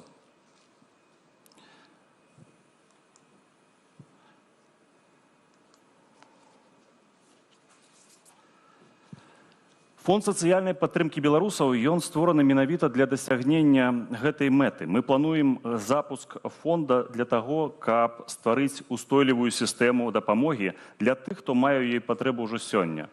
І гэты фонд будзе працаваць па двух асноўных накірунках. Першы – гэта экстранная дапамога. Безумоўна, гэта тое, што будзе датычна медычнай дапамогі і гуманітарнага накірунку. Але таксама у гэтым фондзе прадугледжаны і праект доўгатэрміновай інтэграцыі. Гэта праграмы, якія будуць прадугледжваць адукацыю і дапамогу ў пошуку працы тым людзям, якія аказаліся вымушана за мяжой, і людзі, якія патрапілі ў сур'ёзныя крытычныя нейкія абставіны жыцця. Я думаю, што тут ёсць людзі, якія пасля вымушанай міграцыі сутыкаліся з такімі выклікамі. І гэты фонд мусіць быць адказам на такія выклікі. Калі Беларусь стане свабоднай, і мы ведаем, верым і зробім усё для таго, каб яна такая была, гэты вопыт ляжа ў аснову новай сацыяльнай палітыкі нашай з вамі дзяржавы. Мы зможам выкарыстоўваць апрацаваныя механізмы, якія тут падрыхтаваны ў працы гэтага фонда, каб аднавіць нашу краіну і абараніць кожнага яе грамадзяніна. Фонд сацыяльнай падтрымкі беларусаў – гэта і ёсць першы крок да пабудовы такой Беларусі. Давайце зробім гэты крок разам. Дзеля справядлівасці, дзеля роўнасці, дзеля клопату, дзеля Беларусі. Жыве Беларусь!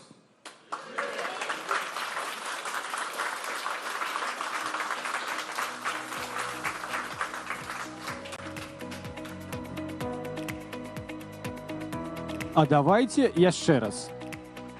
Давайте вельмі гучна гэта зробім, таму што гэта быў не проста выступ, а была нават прэзентацыя. І гэта цудоўна, што ёсць не толькі ідэі, але гэтыя ідэі, яны неяк абрамляюцца, з іх нешта атрымліваецца і нават будзе працаваць. Ну, мы спадзяемся. І чым грамчэй вашыя апладысменты, тым больш шанс, што ўсё тое, што тут прамаўляецца, што яно так і будзе. Праўда, праўда. Давайте, не трэба скупіцца. Сёння трэба рабіць это гучна. Слухайце, ну тут трэба, я зачытаю, каб не памыліцца нідзе. Франак Вячорка. Галоўны дарадца Святланы Ціхановскай. Калі ласка, Франак. Добрый день. Раз, два. Добрый день, дорогие белорусы. На жаль, я не умею спевать, как Анжелика Мельникова. А про таких, як я, казали, медведь на вуха наступил. Але у школе у меня была іншая мянушка. У школе у меня была мянушка, называли Беларус. Казали, эй, Беларус, давай пас. И мы гуляли в футбол, я давал пас. І гэта беларус так прычапілася вот у 8-й гімназіі ў Менску, што яно так захавалася праз усю школу. Так я ў канцы вось ужо праз 4 гады вырашыў спытацца, так а чаму я беларус? Вось. Яны кажуць, ну ты ж патрыот, ты ж па-беларускі разговариваешь, ты ж проці Лукашенко. Значит, ты беларус.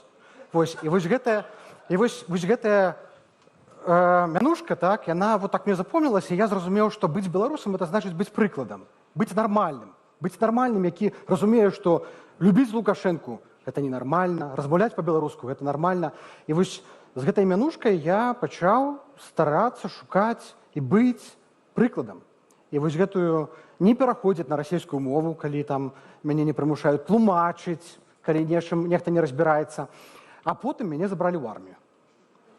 І ў арміі я правёў 1,5 года, служыў у Мазыры, там, адкуль ракеты пускалі недавно. І там у меня была новая мянушка. Меня назвали там политик. Политик, ты дежуришь, ты дневальный сегодня. Кто очки моет? Политик. Ось. Я думаю, ну добре, политик, так политик. А потім, уже пройшло 3 месяцы, я уже там, спочатку там ти дух, потім ти слон, я вже отслужив своє, і я вирішив спитатися. вот уже ты, кто уже там заканчивал службу, такая вот политика, чему я политик? Ну ты ж тут за справедливость борешься. Потому что ты политик. Вот, все политики борются за справедливость. И я зразумел, что быть политиком так само не дрэнна. Быть политиком – это значит быть за справедливость. Тому все тут, кто в этой зале, все те, кто нас глядит, и те, кто лічыць, что тое, что отбывается в Беларуси, это несправедливо, вы так само политики. И тому не треба бояться политики. Быть у политицы – это значит быть за справедливость, быть за нормальность, быть за нормальную будучыню. А увогуле, беларусы ж нормальные. Нам вось со школы, потым у тых кніжках, потым з тэлеканалаў казалі, што мы там цярпілы, мы там памяркоўныя, нам трэба моцная рука, мы не выходзім, не пратэстуем. А потым аказалася, што мы нармальныя. І ў 2020 годзе мы паказалі сваю нармальнасць. Гэта не было тое, што мы там выскачылі, мы просто сталі смелыя, дастаткова, каб паказаць сваю нармальнасць. І калі паглядзець на сацыялагічныя пытанні, калі паглядзець усё тое, што мы рабілі цягам гэтых 30 гадоў дыктатуры, стваралі стартапы, дабіваліся поспехаў, стваралі фантастычную музыку, здымалі фільмы, мы паводзілі сябе як абсалютна нармальныя еўрапейцы. І вось гэтая нармальнасць, якая ў нас ёсць, яна бачная і цяпер. Калі пачалася вайна, беларусы не сталі у адзін шэраг з агрэсарамі.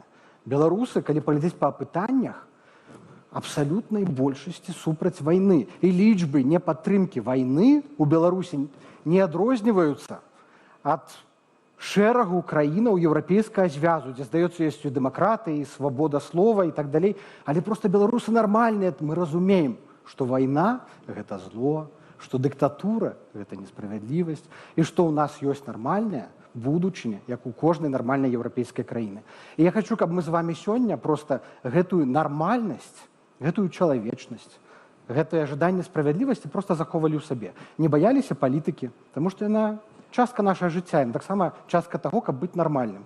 Каб мы не баяліся сваёй мовы, нават калі палохаюць там следчы камітэт, всех пасадзім, асудзім, все канфіскуем. Таму што яны ненармальныя, а мы з вами нармальныя. Так давайте ж будем нормальными, европейскими белорусами. Дякую за то, что вы ёсць. Жыве Беларусь!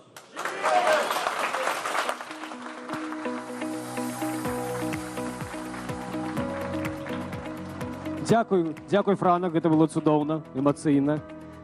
Цяпер мы ведаем, што ты беларус, палітык. А ёсць якое-нибудь прозвішча зараз? Шэры кардынал. Но калі асэнсуеш, чаму так называюць, потым нам на наступным годзе раскажаш. Шановне гаспадарства, гэта быў першы блок сённяшняга форуму. Выступалі тых, каго мы ведаем як палітыкаў. Наперадзе у нас яшчэ шмат хто выступіць тут, на гэтай сцэне, але зараз будзе відэазварот ад тых, хто зараз бароніць Беларусь ва ўкраіне. Уся увага на экраны. Відэазварот ад Паўла дзядзькі Шурмея. 2020 года. За гэты час змянілася ўсё. Часта кажуць, у беларусаў няма выбару. Гэта неправда. Выбар ёсць заўсёды. Мы, беларускія добраахвотнікі палка імя Кастуся Каліновскага, зрабілі свой выбар. Мы ўзялі ў рукі зброю, і кожны знішчаны акупант, кожны бой – гэта наш крок да свабоды. Так, вайна – гэта цяжка. Але мы разумеем, што змагаемся за простае права на сваё жыццё і свабоду. Вайна ў Ўкраіне – гэта не нейкі далёкі канфлікт. Гэта пагроза, якая ўжо ў нашай хаце. Адсядзецца не атрымаецца.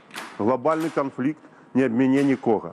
На нас рухаецца зло, якое прыносіць смерць, гвалт і знішчэнне. Былога спакойнага жыцця няма. Няма больш гарантый і бяспечных месцаў.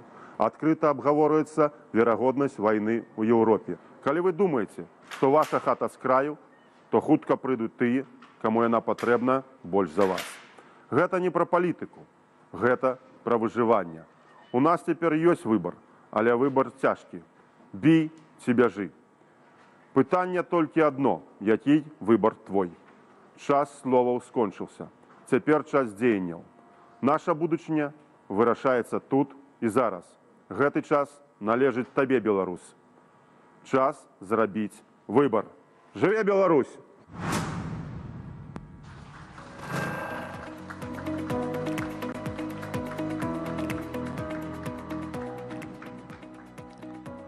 Давайте еще раз ваши аплодисменты ваярам, белорусам, які змагаються за Україну і за Беларусь.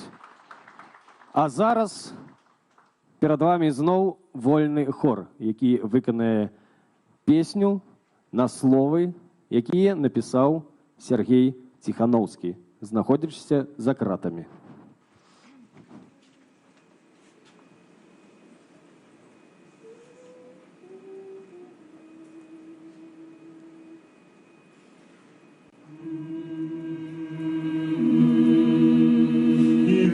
Шлях, який ми все пройшли, які не ми.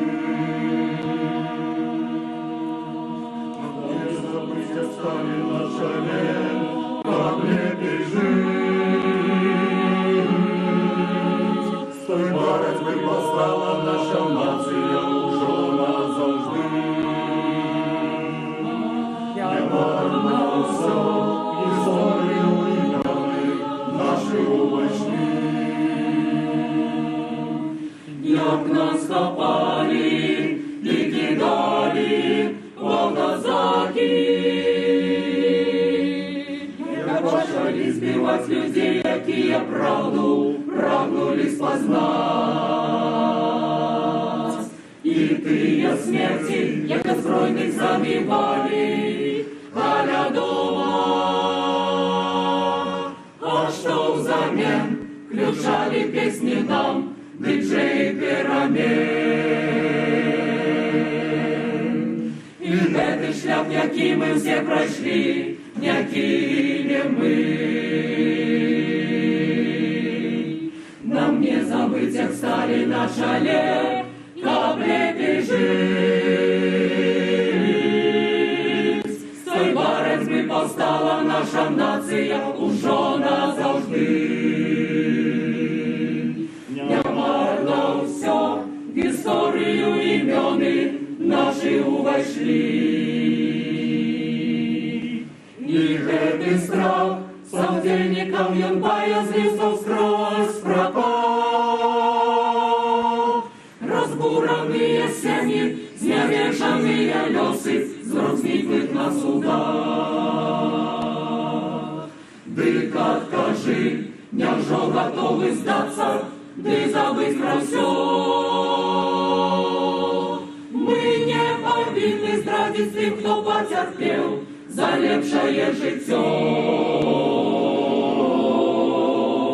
За шляху, по яким мы все пройшли, не збочим мы. Но не забыть, як стали на шале, каб лепей жить. Боротьби повстала наша нація уже назавжди.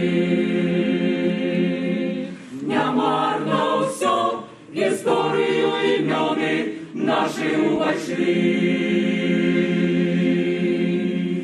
Нехай вокол турма, свобода яна внутри, углибся без зерни, повстань за свои правы.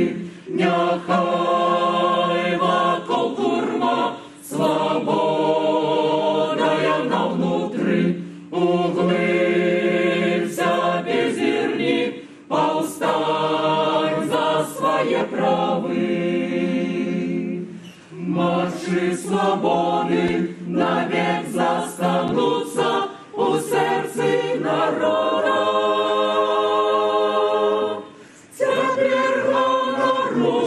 Всем сердцем своим, что я белорус.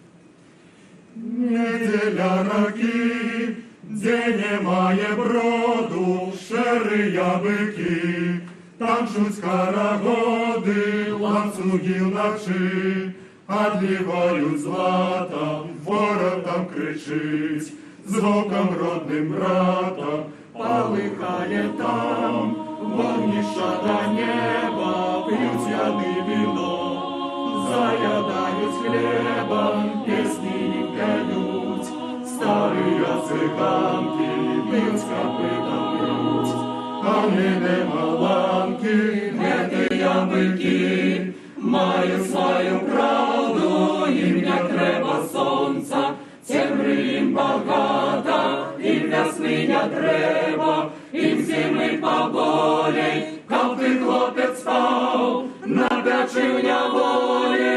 Грай, грай, шукай, у снах юнацьке своє мари грай, гукай, весны зеленой теплой чары грай, грай, спевай, дружной песни райской воли грай, грай, грай, гони его вернется доля.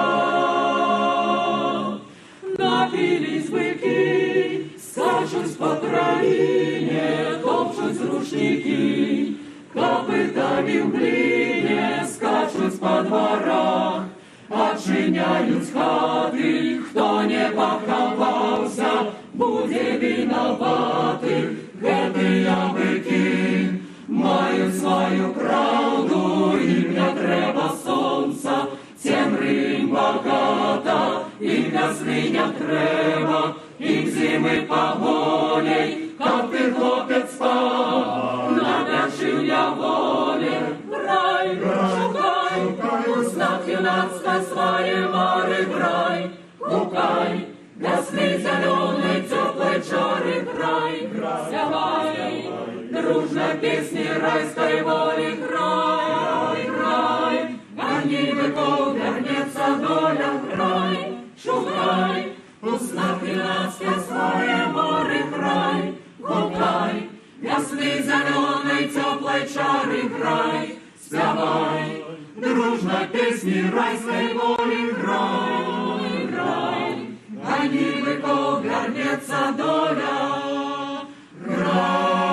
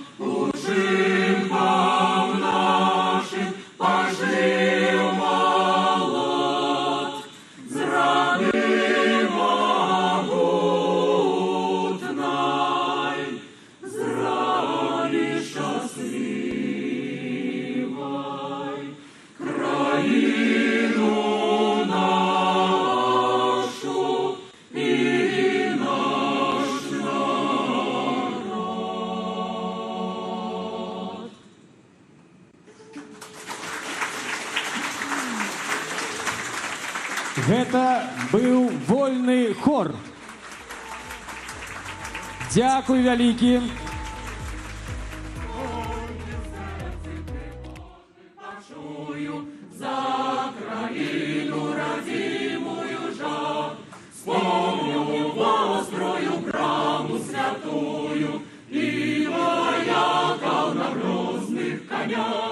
Белой пене проносятся кони, рвутся, мкнутся и тяжко хрипят страдания литовской погони.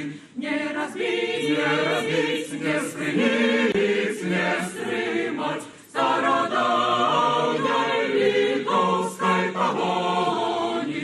Не разбить, не спрятать, не стремать.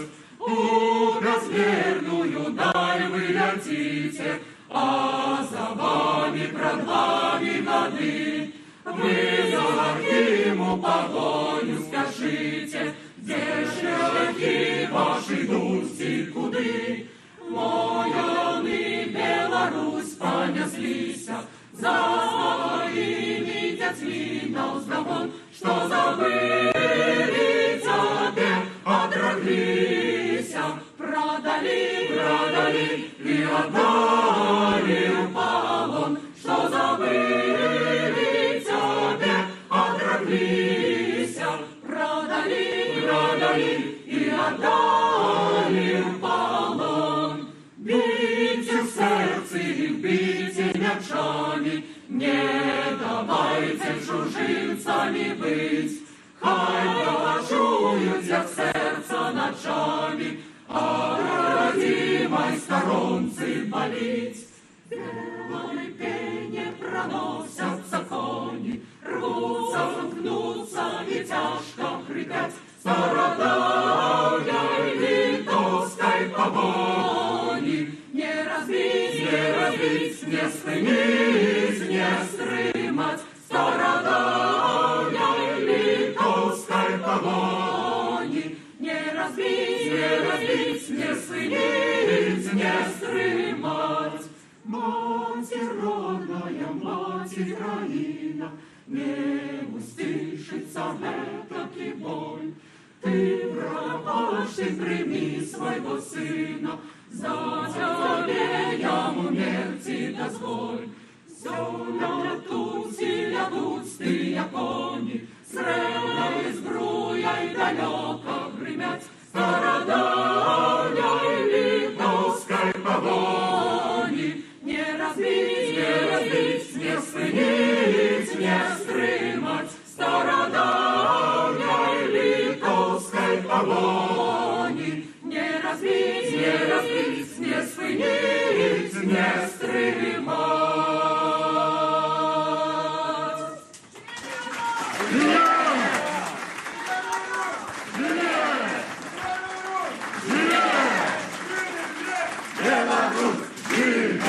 Дякую, вольный хор.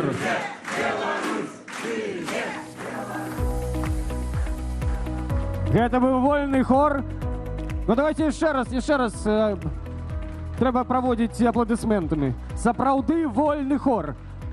Даць ім волю, яны б тут спявалі бясконца. А зараз запрашаем сюды на гэтую сцэну яшчэ раз галоўны дарадца Светлана Ціхановская. Калі ласка, Франак Вячорка. Это я... Класс! О! А можно докрануться? Калі ласка. Я ведаю, што Класс. гэты пашпарт ужо выклікаў цэлую буру эмоцыяў. Многія паспеліся натхніцца. Многія паспелі расчаравацца. Многія паспелі згубіць веру і сказаць, што это сувенір. Але гэты пашпарт ёсць. Ён стаў часткай нашай рэальнасцю. Ёсць сэмпл і ёсць пачатак працы, і наперадзе яшчэ больш працы. Гэты праект пачынаўся як народны праект, і ён такім застаецца. З гэтай ініцыятывай прыйшлі да палітыкаў і сказалі, што мы хочам мець такі пашпарт. Вы сказалі, што вам трэба дакумент, які б пацвярджаў вашу беларускасць, што беларусы не хочуць асацыявацца з рэжымам, беларусы не хочуць несці адказнасць за злачынствы Лукашэнкі, і беларусам трэба ідэнтыфікавацца. Сёння няма у міжнародным праве ніякага прэцэдэнту, да якога б мы дакладна маглі апеляваць. Мы праходзім гэты шлях упершыню, і мы шукаем, намацваем магчымасць і вырашэння для таго, каб гэты пашпарт не толькі быў сімвалічным дакументам, але і меў практычную карысць. Дэмакратычныя сілы, кабінеты, офіс. Мы працуем над двума рашэннямі. Першае рашэнне тэрміновае, і гэта застаецца нашым прыярытэтам. Гэта вырашэнне пытанняў з легалізацыяй, пашпарты замежніка, каб не патрабавалі апастыль, каб вы атрымлівалі доўгатэрміновыя ВНЖ ці міжнародную абарону. Гэта застаецца нашым прыярытэтам, каб тыя беларусы, якія церпяць ад пераследу рэжыму, яны не пакутвалі ў іншых краінаў ад таго, што робіць з ім Лукашенка. Але ёсць рашэнне доўгатэрміновае, і мы яго будзем рабіць у любым разе. Мы яго павінны давесці да канца. Гэта наш пашпарт. Адно не пярэчыць іншаму. Гэты пашпарт не заменіць пакуль што ні вашых ВНЖ, ні пашпартоў замежніка. Але гэты пашпарт, гэта задзел на будучыню. І магчыма, а можа так і будзе, што гэты пашпарт вернецца ў новую дэмакратычную Беларусь. Таму рабіць яго трэба з задзелам на доўгую будучыню. І тое, што ён біяметрычны, тое, што ён электронны, дазволіць яму быць актуальным і 3, і 5, і 10 год наперад. Пра вырашэнне кароткатэрміновае вы ведаеце, што гэтая праблема у розных краінах выглядае па-рознаму. І шэраг краінаў за апошні год спрасцілі для беларусаў, дзякуючы працы дэмакратычных сіл, умовы атрымання дакументаў. 10 зялёным пазначаныя ўжо беларусы атрымалі пашпарты замежніка, і ў бліжэйшыя паўгоду частота выдачы гэтых дакументаў пабольшыцца, паскорыцца. Але ўсё роўна бальшыня краінаў еўрапейскага звязу, не кажучы пра Каўказ, не кажучы пра Балканы, не выдае і не мае такога дакументу. Таму наш пашпарт у першую чаргу мы будзем змагацца за яго статус у тых краінах, дзе няма тэрміновага вырашэння для беларусаў. Што гэты пашпарт значыць і што ён робіць? Безумоўна, сімвалічная роля. Сімвалічная роля, але такая важная роля. У палітыцы нават сімвалічныя рэчы маюць вельмі вялікае значэнне. Ён ініцыяваны вамі, ён ініцыяваны людзьмі, грамадствам, дэмакратычнай супольнасцю. Ён умацоўвае нашу з вамі коаардынацыю. Ён дае нам магчымасць адрозніць і сказаць, што мы не рэжым, мы іншыя, у нас ёсць свой пашпарт, у нас ёсць свае сімвалы, у нас ёсць свая мова, у нас ёсць свае структуры. І вельмі важны элемент – гэта інавацыйнасць. Тое, што мы ў чарговы раз падкрэсліваем, што беларусы здольныя эксперыментаваць, і нашыя айцішнікі, нашыя спецыялісты, і наша здольнасць у самых складаных умовах ствараць крэатыўныя, нечаканыя рашэнні, гэты пашпарт пацвярджае. Другая задача – гэта палітычная. І палітычна ўжо цяпер гэты дакумент мае рашэнне. Як толькі мы пачынаем гаварыць пра пашпарт у некаторых краінах, яны кажуць, а можа быць, мы лепш зробім 10гадовыя пашпарты замежніка для вас усіх? Раді Бога! Калі ласка, давайце вырашаць. То бок ужо цяпер ускосна частка праблемаў яна вырашаецца толькі тым, што гэты праект пачаўся. Мы спадзяемся, што гэты пашпарт таксама раскажа і беларускую гісторыю. Тое, што сотні тысяч беларусаў праз рэпрэсіі вымушаныя выехаць з Беларусі.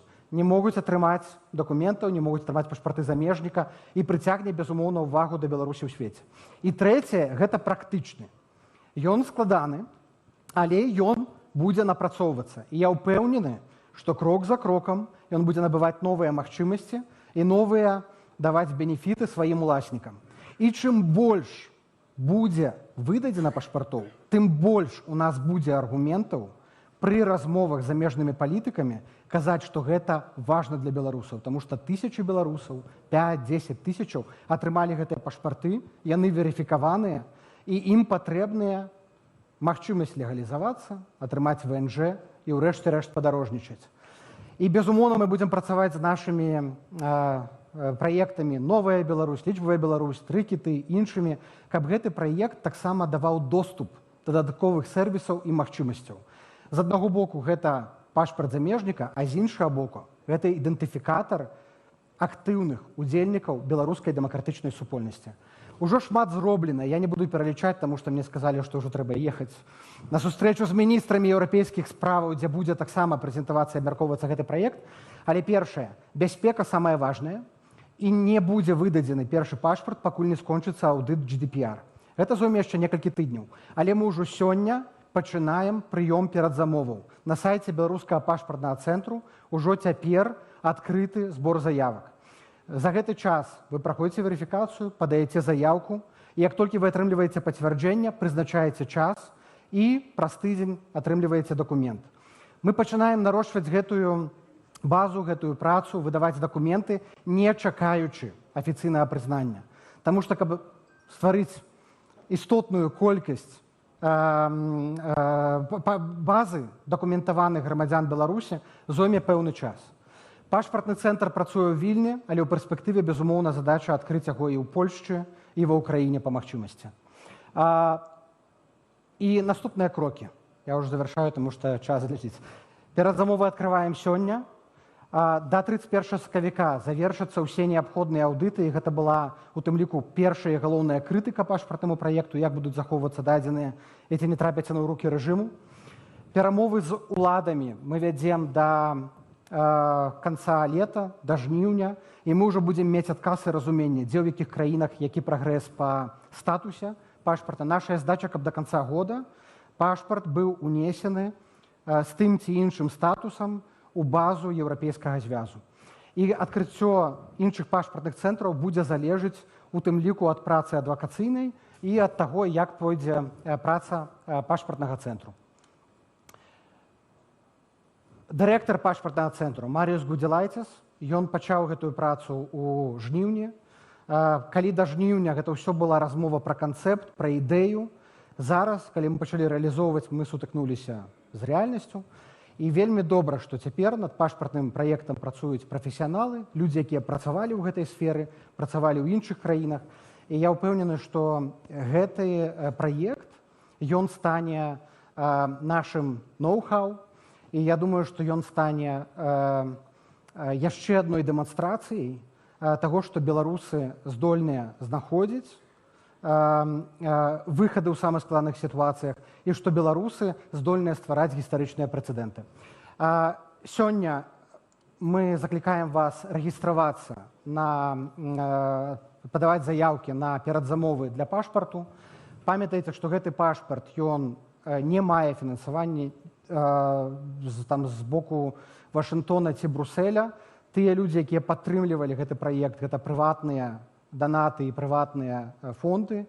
І гэта ваш праект, это наш з вами праект, і ён патрабуе дадатковай падтрымкі, калі мы хочам зрабіць яго сапраўды паспяховым. Яшчэ раз дзякуй вялікі. Заўжды трэба з нечага пачынаць. Давайце зробім усё магчымае, каб гэты праект стаў нашым супольным поспехам. Дзякуй, жыве Беларусь. Дзякуй, Франак.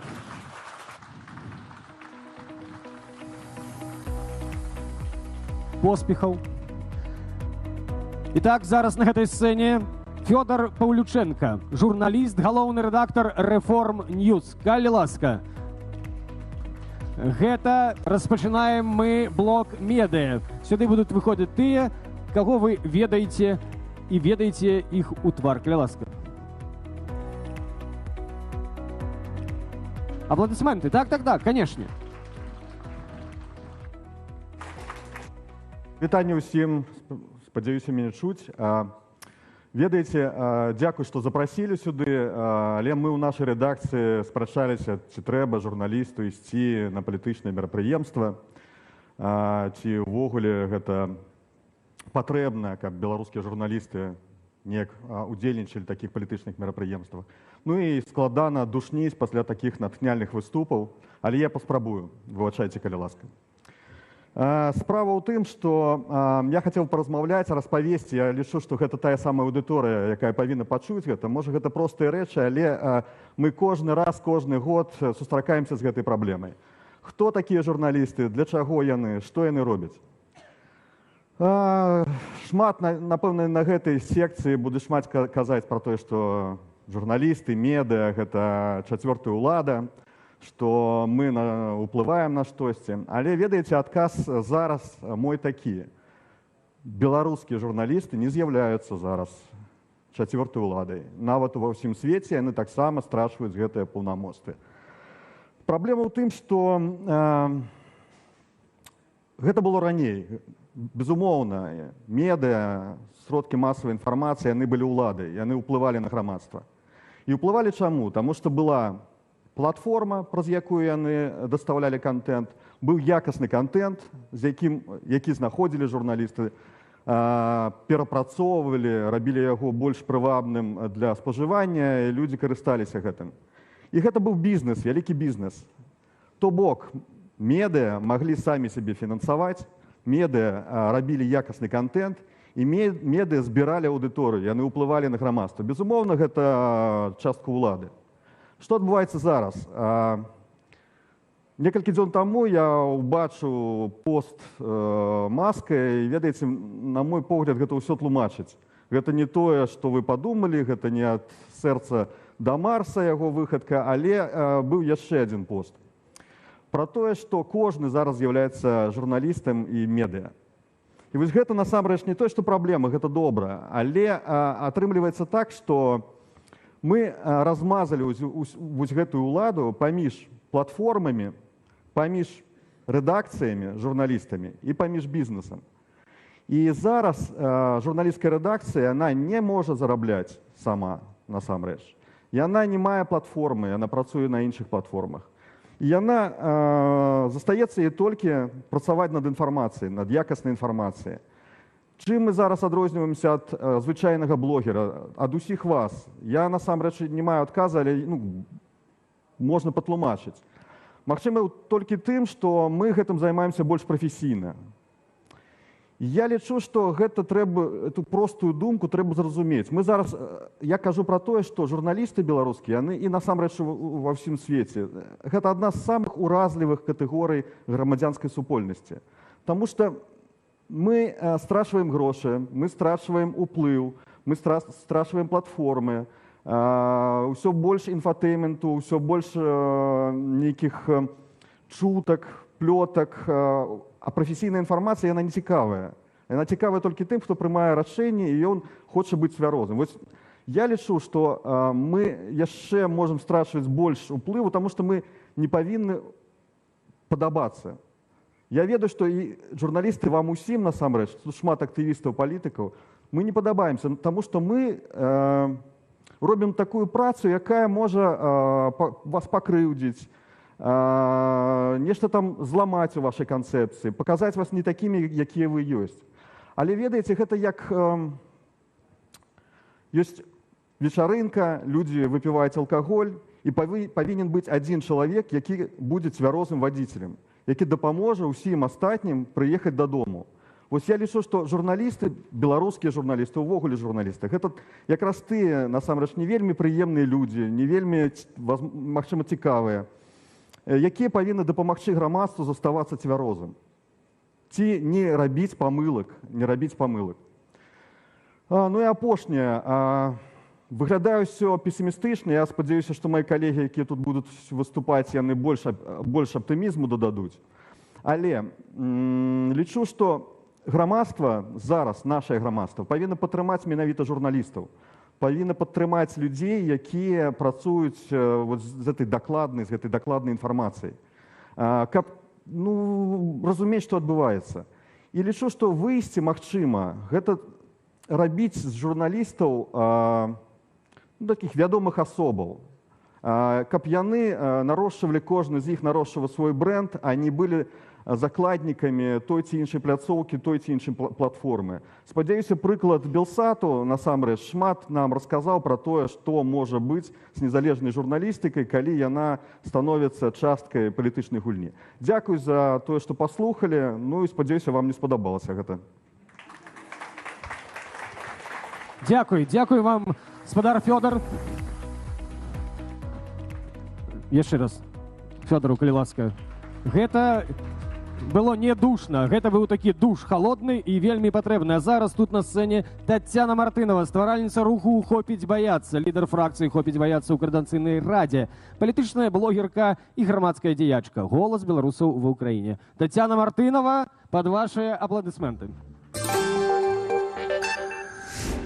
Ну а мы вяртаемся ў студыю Белсат. Еще раз вітаю гаспадарства, з вами Олесь Залевскі, і тут мы вядзем трансляцыю адразу з некалькіх падзей, якія сёння адбываюцца. Перадусім у Беларусі, і на дадзены момант на 16:00, это паводле апошняй інфармацыі цэнтр выбаркаму, яўка склала больш за 75%, блізка да рэкорда. Зрэшты, па выніках гэтай кампаніі больш-менш вынікі нам вядомыя. Это першая падзея. Вось другая падзея, якую мы таксама сочым, і толькі што адтуль было ўключэнне, гэта Варшава, дзе адбываецца форум «Беларусы годны лепшага». Ну і што мне запомнілася, гэта тое, што спадарня Ціхановская расказала, што выбары гэта спецыяльная выбарчая аперацыя. Ну і што будзе створаны фонд сацыяльнай падтрымкі для беларусаў, якія ўцяклі так з Беларусі. Ну і пашпарт. Нібыта сімвалічны, пра што казаў Франак Вячорка, але пашпарт гэтай беларуса можа мець уплыў на тое, каб праблемы беларусаў з легалізацыяй у розных еўрапейскіх краінах вырашаліся. Ну і мы працягваем таксама слухаць нашага калегу Сергею Пелясу, які знаходзіцца... яго яшчэ няма, падказваюць мне калегі. То мы тады коротка нагадаем спадарству пра гэтую выбарчую кампанію, і наперадзе нас чакае матэрыял пра тое, што выбарчы кодекс Беларусі прынялі ў 2000 годзе, з той пары рэдагавалі яго ўжо 7 разоў. Менавіта з апошнімі праўкамі ў 2023 з кодексу зніклі і да таго прывідныя дэмакратычныя прыкметы. Вось асноўныя змены. Забароненыя фота і відэаздымання запоўненага бюлетэня, узмоцнены кантроль за датэрміновым галасаваннем. Склад ЦВК абіраецца на прапанову Лукашэнкі і выносіцца на абмеркаванне УНС. Скасоўваецца парог яўкі на выбарах дэпутатаў. Праблема беларускіх выбараў ці псеўдавыбараў у тым, што это не то, якія законы, то як гэтыя законы выконваюць ці не выконваюцца часцей. То бок нават па існуючым выбарчым кодексе больш-менш можна было правесці справядлівыя выбары. Задбалі і пра звужэнне кола імаверных кандыдатаў на прэзідэнцкую пасаду. У кандыдата не можа быць грамадзянства іншай краіны. У кандыдата не можа быць прававых і льготных дакументаў іншай дзяржавы, напрыклад, карты паляка. Кандыдат мусіць жыць на тэрыторыі Беларусі цягам 20 гадоў непасрэдна перад выбарамі. Кандыдат не можа быць маладзейшым за 40 гадоў. Назіральнікі павінны рэгістравацца не пазней, чым за адзін дзень да пачатку датэрміновага галасавання. Раней незалежныя назіральнікі маглі прыйсці на ўчастак і вось па гэтым заяўчым прынцыпе пачаць сваю дзейнасць, вось гэту грамадскага назірання у любы час з першага дня і па апошні нават гадзіну галасавання ў дзень галасавання. Зараз гэтых людзей павінны акрэдытоўваць загадзя. Ну і тут зноў мы ведаем, што ні грамадзянскія арганізацыі, ні праваабарончыя арганізацыі не заклікаюць, нават наадварот заклікаюць не станавіцца акрэдытаванымі незалежнымі назіральнікамі, бо гэта небяспечна. Рэжым не хаваў, з чым звязаныя новаўвядзенні. Трыггерам паслужылі падзеі 2020 года, калі мы ўбачылі замах не толькі на электаральны суверэнітэт, але і на суверэнітэт нашай краіны ў цэлым. І для таго, каб выбудаваць надзейную сістэму супрацьстаяння такім пагрозам, былі ўнесеныя змены ў выбарчае заканадаўства. Прыйшоў канстытуцыйны рэферэндум у 2022 годзе, па выніках якога з'явіўся ВНС, усеагульны беларускі народны сход, які мае права прымаць рашэнне, ці былі выбары легітымнымі альбо не. То бок гэта зроблены яшчэ адзін якабы прадстаўнічы орган, які можа дадаткова падмацоўваць значэнне выбараў. У 2023 годзе ў выбарчы кодекс былі ўнесеныя і тэхнічныя змены. Сярод іншага, кандыдатам дазволілі ствараць індывідуальныя фонды ды ладзіць дэбаты ў электронных СМІ. У выбарчых камісіях цяпер абавязкова мусіць прысутнічаць прадстаўнікі палітычных партыяў і грамадскіх аб'яднанняў. Зарэгістраваных у краіне незалежных палітычных партыяў і НДА таксама больш не існуе. Уладзіслаў Корсак, Белсат. Але не існуе больш партыяў фактычна дэмакратычных і незалежных медыяў унутры краіны, але Грамадскасць беларуская жывая, так, і толькі што гаспадарства таксама бачылі перад гэтым матэрыялам нашае ўключэнне з форуму ў Варшаве «Беларусы годны лепшага», дзе было шмат ідэяў прадстаўлена, у тым ліку пра пашпарт, так, і пра тое, што будзе створаны фонд сацыяльнай падтрымкі беларусаў, але гэтыя падзеі адбываюцца не толькі вось у гэтых памяшканнях, дзе як спікеры на шоу TED выступаюць са сваімі канцэпцыямі, і гэта ўсё разбаўляецца музычнымі, так, нумарамі і выступамі. Таксама шмат адбывалася сёння у польскай Варшаве, але з беларускім акцэнтам у цэнтры гэтага горада, так, прайшло шэсце з плошчы Трох крыжоў да замкавай плошчы, так, прабачце. Ну і чым яно было адметна, тое, што гэта былі тысячы беларусаў, якія нясуць самы вялікі ў Еўропе чырвона-белы сцяг. Наш нацыянальны, коротка паглядзім, як гэта адбывалася. Калі ласка.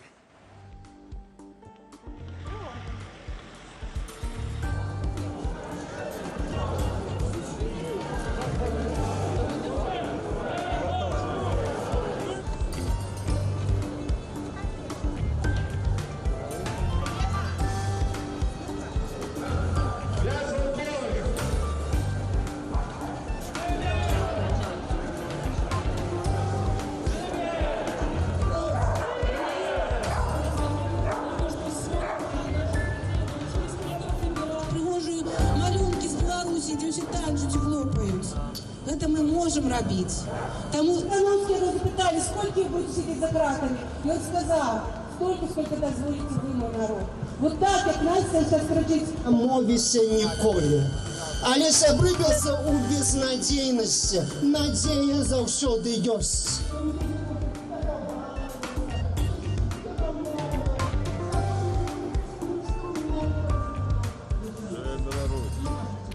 А памятаеце, які быў наш бел-чырвона-белы сцяг у цэнтры Менску каля стэлы ў 2020-м? Калі не памятаеце, пагугліце. Калі у вас працуе інтэрнэт, калі слаба, то нагадваем пра карыстанне VPN-ам. Таксама нагадваю гаспадарству, што нашу трансляцыю можна глядзець не толькі праз VPN, так, не толькі праз абыходныя шляхі, а і па іншаму адресу. Глядзіце ўнізе, так, у апісанні ёсць асобны стрімавы канал, калі у вас цяжкасці з сігналам. Так. Ну, а далей у нас мы працягваем сачыць за выбарчай кампаніяй, так, которая завершаецца якраз сёння, пра тое, як жа толькі гэтым разам з акцэнтам на пазіцыю і ацэнку гэтых падзеяў з боку захаду. З боку аб'яднанай Еўропы становіцца... Можна, калі ласка, так, тэкст трошкі ніжэй, так. Што у нас там далей? Ну, далей у нас, уласна, пра прызнанне ці непрызнанне захадам беларускіх выбараў, і у нас ёсць ужо нават першы з этой нагоды каментар кіраўніцы дэлегацыі па Беларусі Мałgorzaty Gasiewskiej. Калі ласка. No, to nie będą wybory, bo wybory... Гэта будуць не выбары з гледзяшча дэмакратычных стандартаў, з магчымасцямі дэмакратычнага падыходу цэлай супольнасці да гэтых выбараў, высоўвання сваіх кандыдатаў і вольнага, свабоднага галасавання, без страху падысці да скрыні. Такіх выбараў у Беларусі не будзе. Мы ведаем пра гэта. Не будзе кандыдатаў ад апазіцыі. Папярэдні кандыдат сядзіць у турме, як і вялікая колькасць вольных беларусаў. Мы не прызнаем гэтых выбараў. Гэта пазіцыя дэмакратычнай Еўропы. І так павінна быць. Лукашенко мусіць ведаць, што робіць ганебную справу, і мы гэтых дзеянняў не прымаем. Так, ну і мы працягваем трансляцыю з падзеі ў Варшаве, з форуму «Беларусы годны лепшага». З намі на відэасувязі мой калега Сергей Пеляса. Прывітанне, Сергей. Што чуваць? Прывітанне, Леся, яшчэ раз. Так, форум «Беларусы годны лепшага» наближаецца да свайго завяршэння. Теперь ідзе выступ музычнай гурта «Крыві». Але я сустрэўся ў кулуарах форума з праваабаронцай Анісіяй Казлюк і прапаную паслухаць, пазнаёміцца з яе ініцыятывай, якая звязаная з дапамогай палітычным вязням. Анісія, прывітанне. Добрый день. Расскажите, калі ласка, про вашу инициативу, тема номер 1, что эта назва означает, чим вы займаетесь и чему варто подтримать?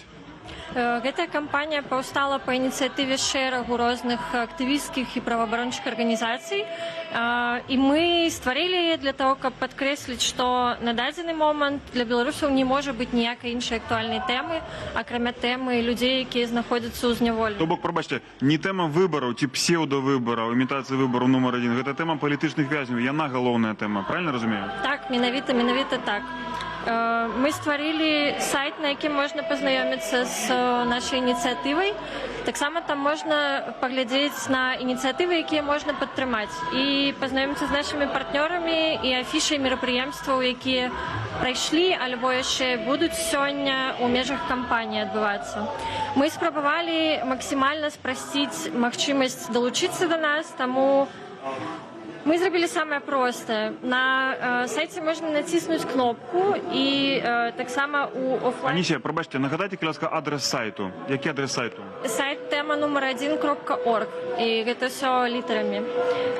На сайце можна націснуць кнопку, у офлайн кропках можна паставіць галочку ці крэсцік і апусціць гэта ў скрыню для галасавання, такім чынам реалізаваўшы свой сённяшні грамадзянскі долг. І таксама мы прапаноўваем людзям печыва з прадказаннем. Гэта не проста прадказанні, гэта урыўкі з лістоў палітычных зняволеных, якія мы пераглядзелі і адабралі спецыяльна, каб зрабіць з іх печыва з прадказаннямі. Там сапраўдныя кавалкі, словы палітвязню, якія надаслалі за крату, так? Так, гэта сапраўдныя цытаты з публічных лістов. Вось, напрыклад, мне трапілось «Все будет хорошо, надо немного подождать». Гэта з ліста Тацяны Канеўскай, якая зараз адбывае свой тэрмін у Гомелі. Так. Анісія, чаму менавіта справа палітычных вязняў беларускіх, так, яна галоўная, на вашу думку? З самой назвы вашай ініцыятывы тэма нумар 1 вынікае гэта. Чаму не выбары, не ведаю, аслабленне рэжыма, санкцыі, штосьці яшчэ, вайна Расіі супраць Украіны? Як бы вы патлумачылі менавіта прыярытэтнасць гэтай тэмы? Я кіруюсь тым, што ў праваабарончай сферы адзін з галоўных прынцыпаў і цэнтральных – гэта чалавек. Зараз гэтыя людзі аддаюць свае гады жыцця, сваё здароўе, сваю свабоду за тое, што падтрымалі пратэст, за тое, што падтрымалі нашы ідэі дэмакратыі і незалежнасці. І пакуль яны не будуць вольныя, пакуль яны не будуць у бяспецы, мы не можам ставіць у прыярытэт нічога іншага, акрамя іх жыццяў і іх свабоды. Так, Анісія, скажыце, калі ласка, вось, калі б беларусы з тэрыторыі Беларусі хацелі падтрымаць вашу ініцыятыву, ці гэта бяспечна? Ці лепш гэтага не рабіць, і толькі тыя, хто знаходзіцца ў бяспецы за межамі Рэспублікі Беларусь, і не ездзіць у Беларусь, толькі для іх скіравана ваша ініцыятыва? Гэта бяспечна, гэта могуць зрабіць людзі нават у Беларусі.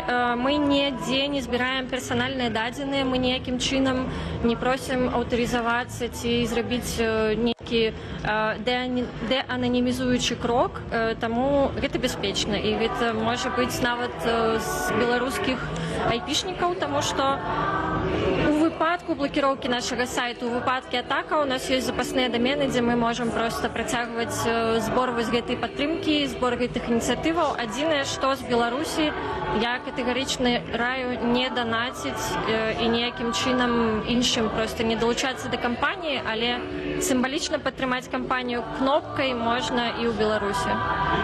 Велике дякую вам, Анісія. Нагадаємо ще раз адрес тема нумар1.org. Правильно, так? Велике дякую за те, що ви робите, і успіху вам.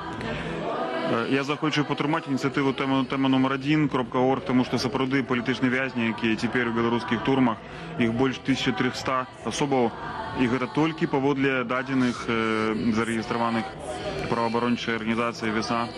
А мы вяртаемся на форум «Беларусы годныя лепшага» тут, у цэнтры Варшавы. Ён падыходзіць да свайго завяршэння, яшчэ адбудзецца некалькі выступаў, і пад канец форума каля 16:30, ці крыху пазней, выступіць вядомы беларускі рок-выканаўца Леван Вольскі. Алесь? Дзякуй, Сергей. Калі што яшчэ здарыцца, мы будзем да цябе звяртацца дакладна. Дзякуй. Так, а мы сапраўды тут цяжка не пагадзіцца з Сергеем пасля таго, як стала зразумела, што Захад не прызнае гэтыя выбары, якія адбываюцца, завяршаюцца сёння. Тэма палітвязняў стала нумар 1.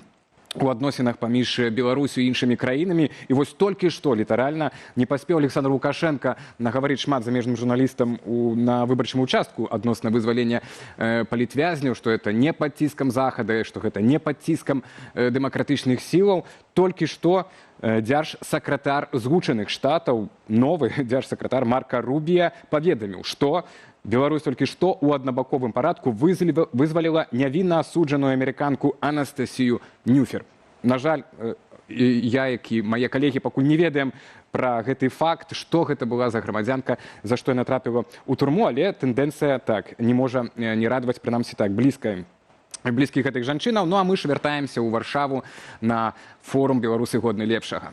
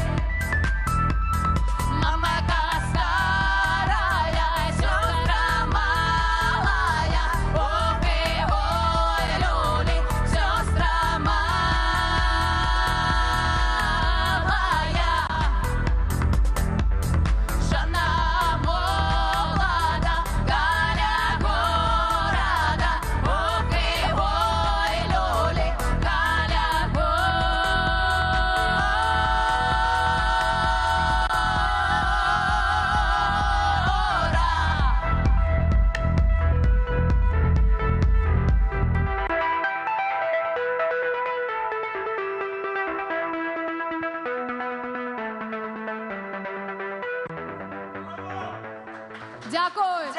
Браво! Беларусы годны лепшага. Жыве Беларусь! Гэта гурт «Крывін». Давайте грамчэй. Дякую вам, дякую, гэта было цудоўна, шыкоўна. Вось такія песні павінны гучаць на чыгуначным вакзале, а не тое, ну, разумееце, аб чым я. Працягваем блок медыа. Сустракайце, Сцяпан Буціла, журналіст, заснавальнік медыа-праекта «Нехта». Пад вашы воплескі. Калі ласка, грамчэй. Добрый дзень, шановныя сябры, добрый дзень. Дзякуй вялікі ўсім, што прыйшлі, таму што хочацца сказаць штосьці вельмі важнае для ўсіх, і зараз я растлумачу чаму. Пакрысе. Эту заставку со Светланой Тихановской и Павлом Латушко в главной роли каждый день смотрит 2 миллиона человек. Каждую минуту 1000 человек смотрит наш контент. И так несколько лет. Не надоело, спросите вы?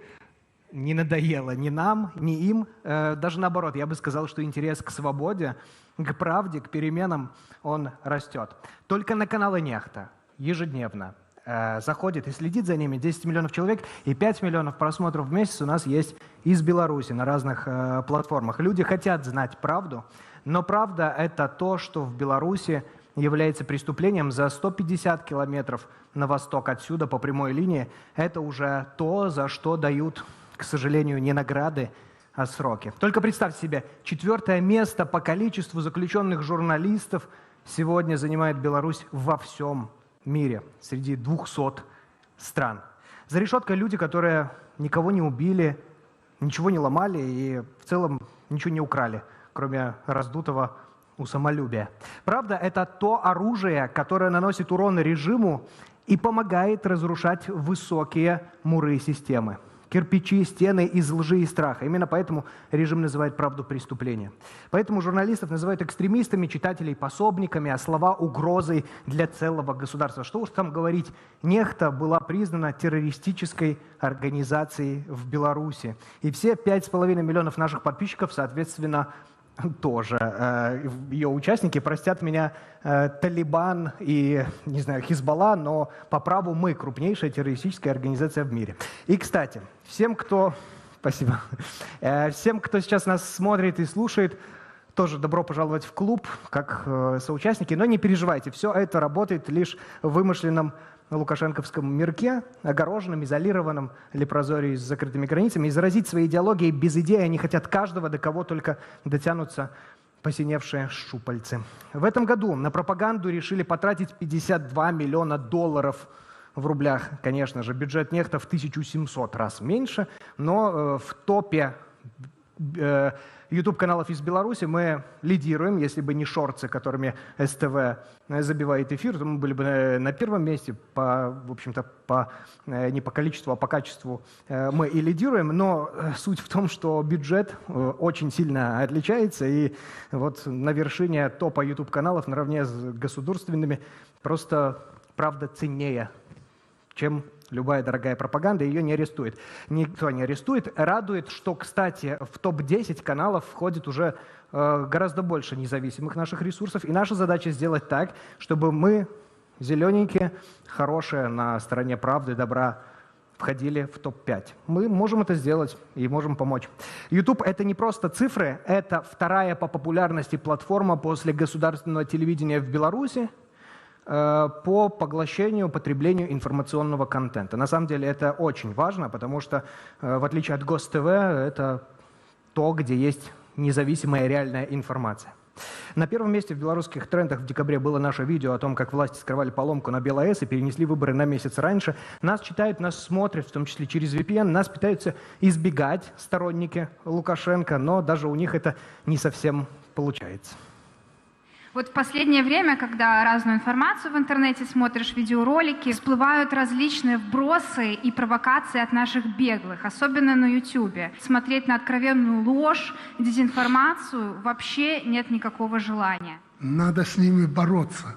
Надо бороться, ограничивать вот их болтовню.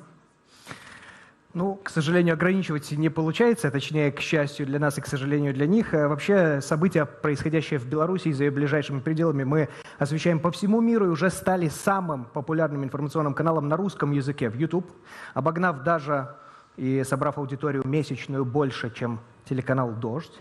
Это первый белорусский ресурс, который смог выйти на столь широкую международные охваты. И мы хотим больше рассказывать про свое и поддерживать своих. Безумовно, мы с Беларуси не губляем наших коренев, але наш контент громко и гордо звучит на разных языках, including English on X and YouTube. W tym też mówimy po polsku, skoro jesteśmy w Polsce. Спілкуємося навіть часом українською в редакции, бо понимаем друг друга с полуслова, ведь наши идеи не имеют границ, а говорим мы все на одном языке фактов и правды. Говорят, журналистика — это четвертая власть, но в Беларуси, как мне кажется, наверное, так и есть, это первая после Лукашенко, именно поэтому он столько внимания уделяет СМИ, столько говорит с журналистами, провластными, и не только. Давайте поддерживать независимые медиа, блогеров, создателей контента, ведь многие из них, как и Нехта, сейчас делают лишь 10% из того, что могли бы, имея больше ресурсов. А мы пока идем работать дальше и вместе с вами обязательно сделаем так, чтобы одни из следующих наших видео новостных выглядели как-то так. Но пока смотрите наш новый клип «Гаагский трибунал» про Лукашенко на канале Нехта. Спасибо большое и продолжаем оставаться на связи. Живе Беларусь! Браво, браво! Ну, класс, класс! Самый популярный русскоязычный медиапроект. Давайте еще раз поаплодируем. Это был Степан Бутила. А наступным на этой сцене Алексей Диковицкий, кіраўнік проекта «Беларусь Tomorrow». Есть и такое. Разумеете, чалавек не выйдзе, пакуль вы не паапладуеце. Ну так трэба рабіць. Выйдзе. Прывітанне ўсім. Так сціхла это зараз.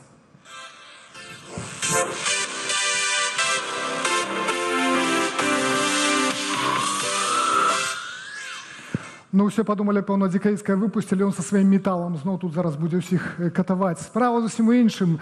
Па-першае, рады ўсіх бачыць. Чаму Ван Хелен? Я сёння раніцай паглядзеў, якія гістарычныя, так сказать, даты. Вось 26 студзеня. Што адбылося ў светнай гісторыі? Дзе там грамадзянская вайна ў Штатах, там гэта ерунда ўсё. Выбраў дзве. Першая, гэта 70 гадоў таму нарадзіўся Эдді Ван Хелен, выбітны гітарыст. А 25 гадоў таму, чвэрць стагоддзя таму, пэўна, ўжо мала хто пра гэта памятае, было абвешчана аб стварэнні саюзнай дзяржавы Беларусі і Расіі. Дык вось, калі Эдді Ван Хелен памер, я смуткаваў. Калі скончыць сваё жыццё, сваё існаванне, гэтая саюзная дзяржава, я перажываць не буду. А чаму я ўзгадаў пра гісторыю? Таму што тут крыху раней на сцэне казалі пра тое, што маўляў, пакажам усім, што беларусы здольныя ствараць гістарычныя прэцэдэнты. Дык вот я чамусьці перакананы, што 26 студзеня, і гэта не вялікае нейкае эга, так і будзе. Гэта не толькі тое, што зараз адбываецца, якое завецца нібыта галасаваннем. Гэты дзень будзе запісаны як дзень, калі была ўпершыню так публічна шырока прадстаўленая ідэя праекту «Беларусь Tomorrow». Чаму? Бо это гістарычны прэцэдэнт. Таму што зараз мы завемся стрімінгавай платформай, якая ўжо ёсць, якая вяшчае на спадарожніку. І што гэта такое? Гэта месца, дзе збіраюцца паволі ўжо частка сабраныя беларускія незалежныя медыі. Навошта? Каб яны маглі быць усе ў адным месцы. Захоўваючы свае брэнды, захоўваючы свае маркі, захоўваючы сваю рэдакцыйную палітыку, але каб яны былі ў адным месцы даступныя кожнаму беларусу, кожнаму чалавеку, ў прынцыпе, на свеце, хто мае доступ пакуль што да спадарожніка Hotbird. Бо гэта яшчэ важней у сітуацыі такая, як сёння. Калі абмежаваны доступ да інтэрнэту ў Беларусі, вы ўключаеце і бачыце, каго вы там бачыце. На сённяшні дзень вы можете там пабачыць Маланка медіа, можете пабачыць Еўрарадыё, Мост медіа, праекты, звязаныя з зеркалам, з нашай Нівай, беларускім расследавальскім цэнтрам і гэтак далей. Гэта каля 15 партнёраў. Чаму гэта важна? Па-першае, само аб'яднанне. Тыя, хто працаваў у медыях, добра ведаюць, што не заўсёды беларускія незалежныя медыі любяць адно аднаго. Але тут яшчэ што важна. Кожная медыя мае сваіх гледачоў, чытачоў, слухачоў. Кожная медыя мае сваю рэдакцыйную палітыку. І беларус атрымлівае карціну свету, карціну падзеяў у краіне, у свеце вачыма гэтых розных рэдакцый. Бо адна рэдакцыя, якая б яна не была, няхай яна будзе самая разумная, хай гэта будзе CNN, нехта, Еўрарадыё, ці яшчэ, невядома, неважна хто, але адна рэдакцыя, гэта не 15 рэдакцый. Все-таки карціна свету будзе шырэйшая. Яшчэ адно, 20 гадоў таму, 15, а нават 10 гадоў таму, каб стварыць відэаконтент, добры відэаконтент, трэба было мець вялікія дарагія студыі, камеры, абслугу і гэтак далей. Я не кажу, што зараз гэта не патрэбна. Патрэбна, але відэаконтент цяпер ствараць значна лягчэй. І гэта робяць усе. Вот я таксама магу зараз выцягнуць, да, відэо, націснуць, у меня ёсць відэаконтент. Дык вось патэнцыял праектаў, которые робяць паволі відэаконтент, нельга згубіць. Нельга згубіць. Трэба ўзяць гэтыя кавалкі. Хтосьці робіць размовы, хтосьці падарожжы, хтосьці кулінарнае шоу, хтосьці гумар, хтосьці мульцікі. Сабраць, прычесаць прыгожа, паставіць у сетку вяшчання і паказаць у адным месцы. Навошта гэта? Яшчэ адна прычына, а яна менавіта такая, што калі гэтыя муры, пра которые казаў Сцёпа, рунуць, а яны раней ці пазней рунуць, дык патэнцыял вытворцаў відэаконтенту нельга згубіць. Гэты патэнцыял трэба выкарыстаць дзеля таго, каб стварыць беларускае мультимедыйнае, шматплатформавае, грамадскае тэлебачанне. Бо розныя рэдакцыі, паўтаруся, маюць рознае бачанне свету, розных гледачоў, адказваюць на розныя патрэбы гледачоў.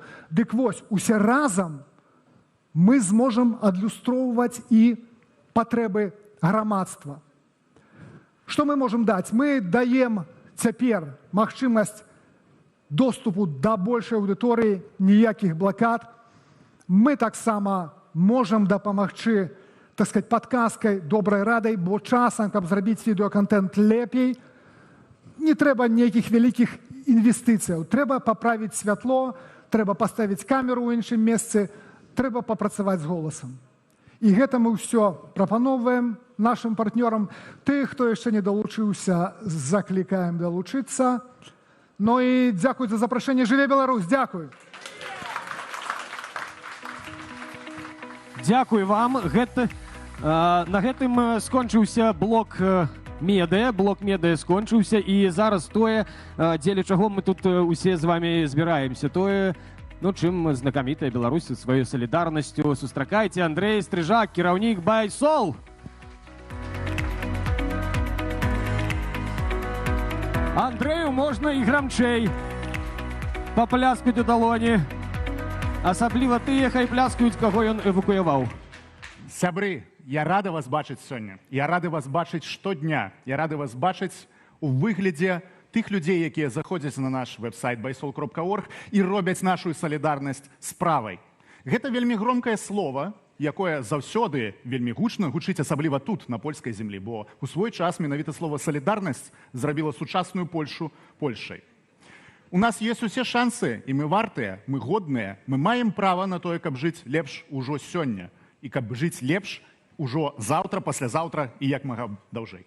Беларусь — гэта такі праект, гэта такая справа, якая можа быць даўжэйшая за нашае жыццё, якая можа быць не сёння, а заўтра і паслязаўтра такой, як мы яе сабе марым.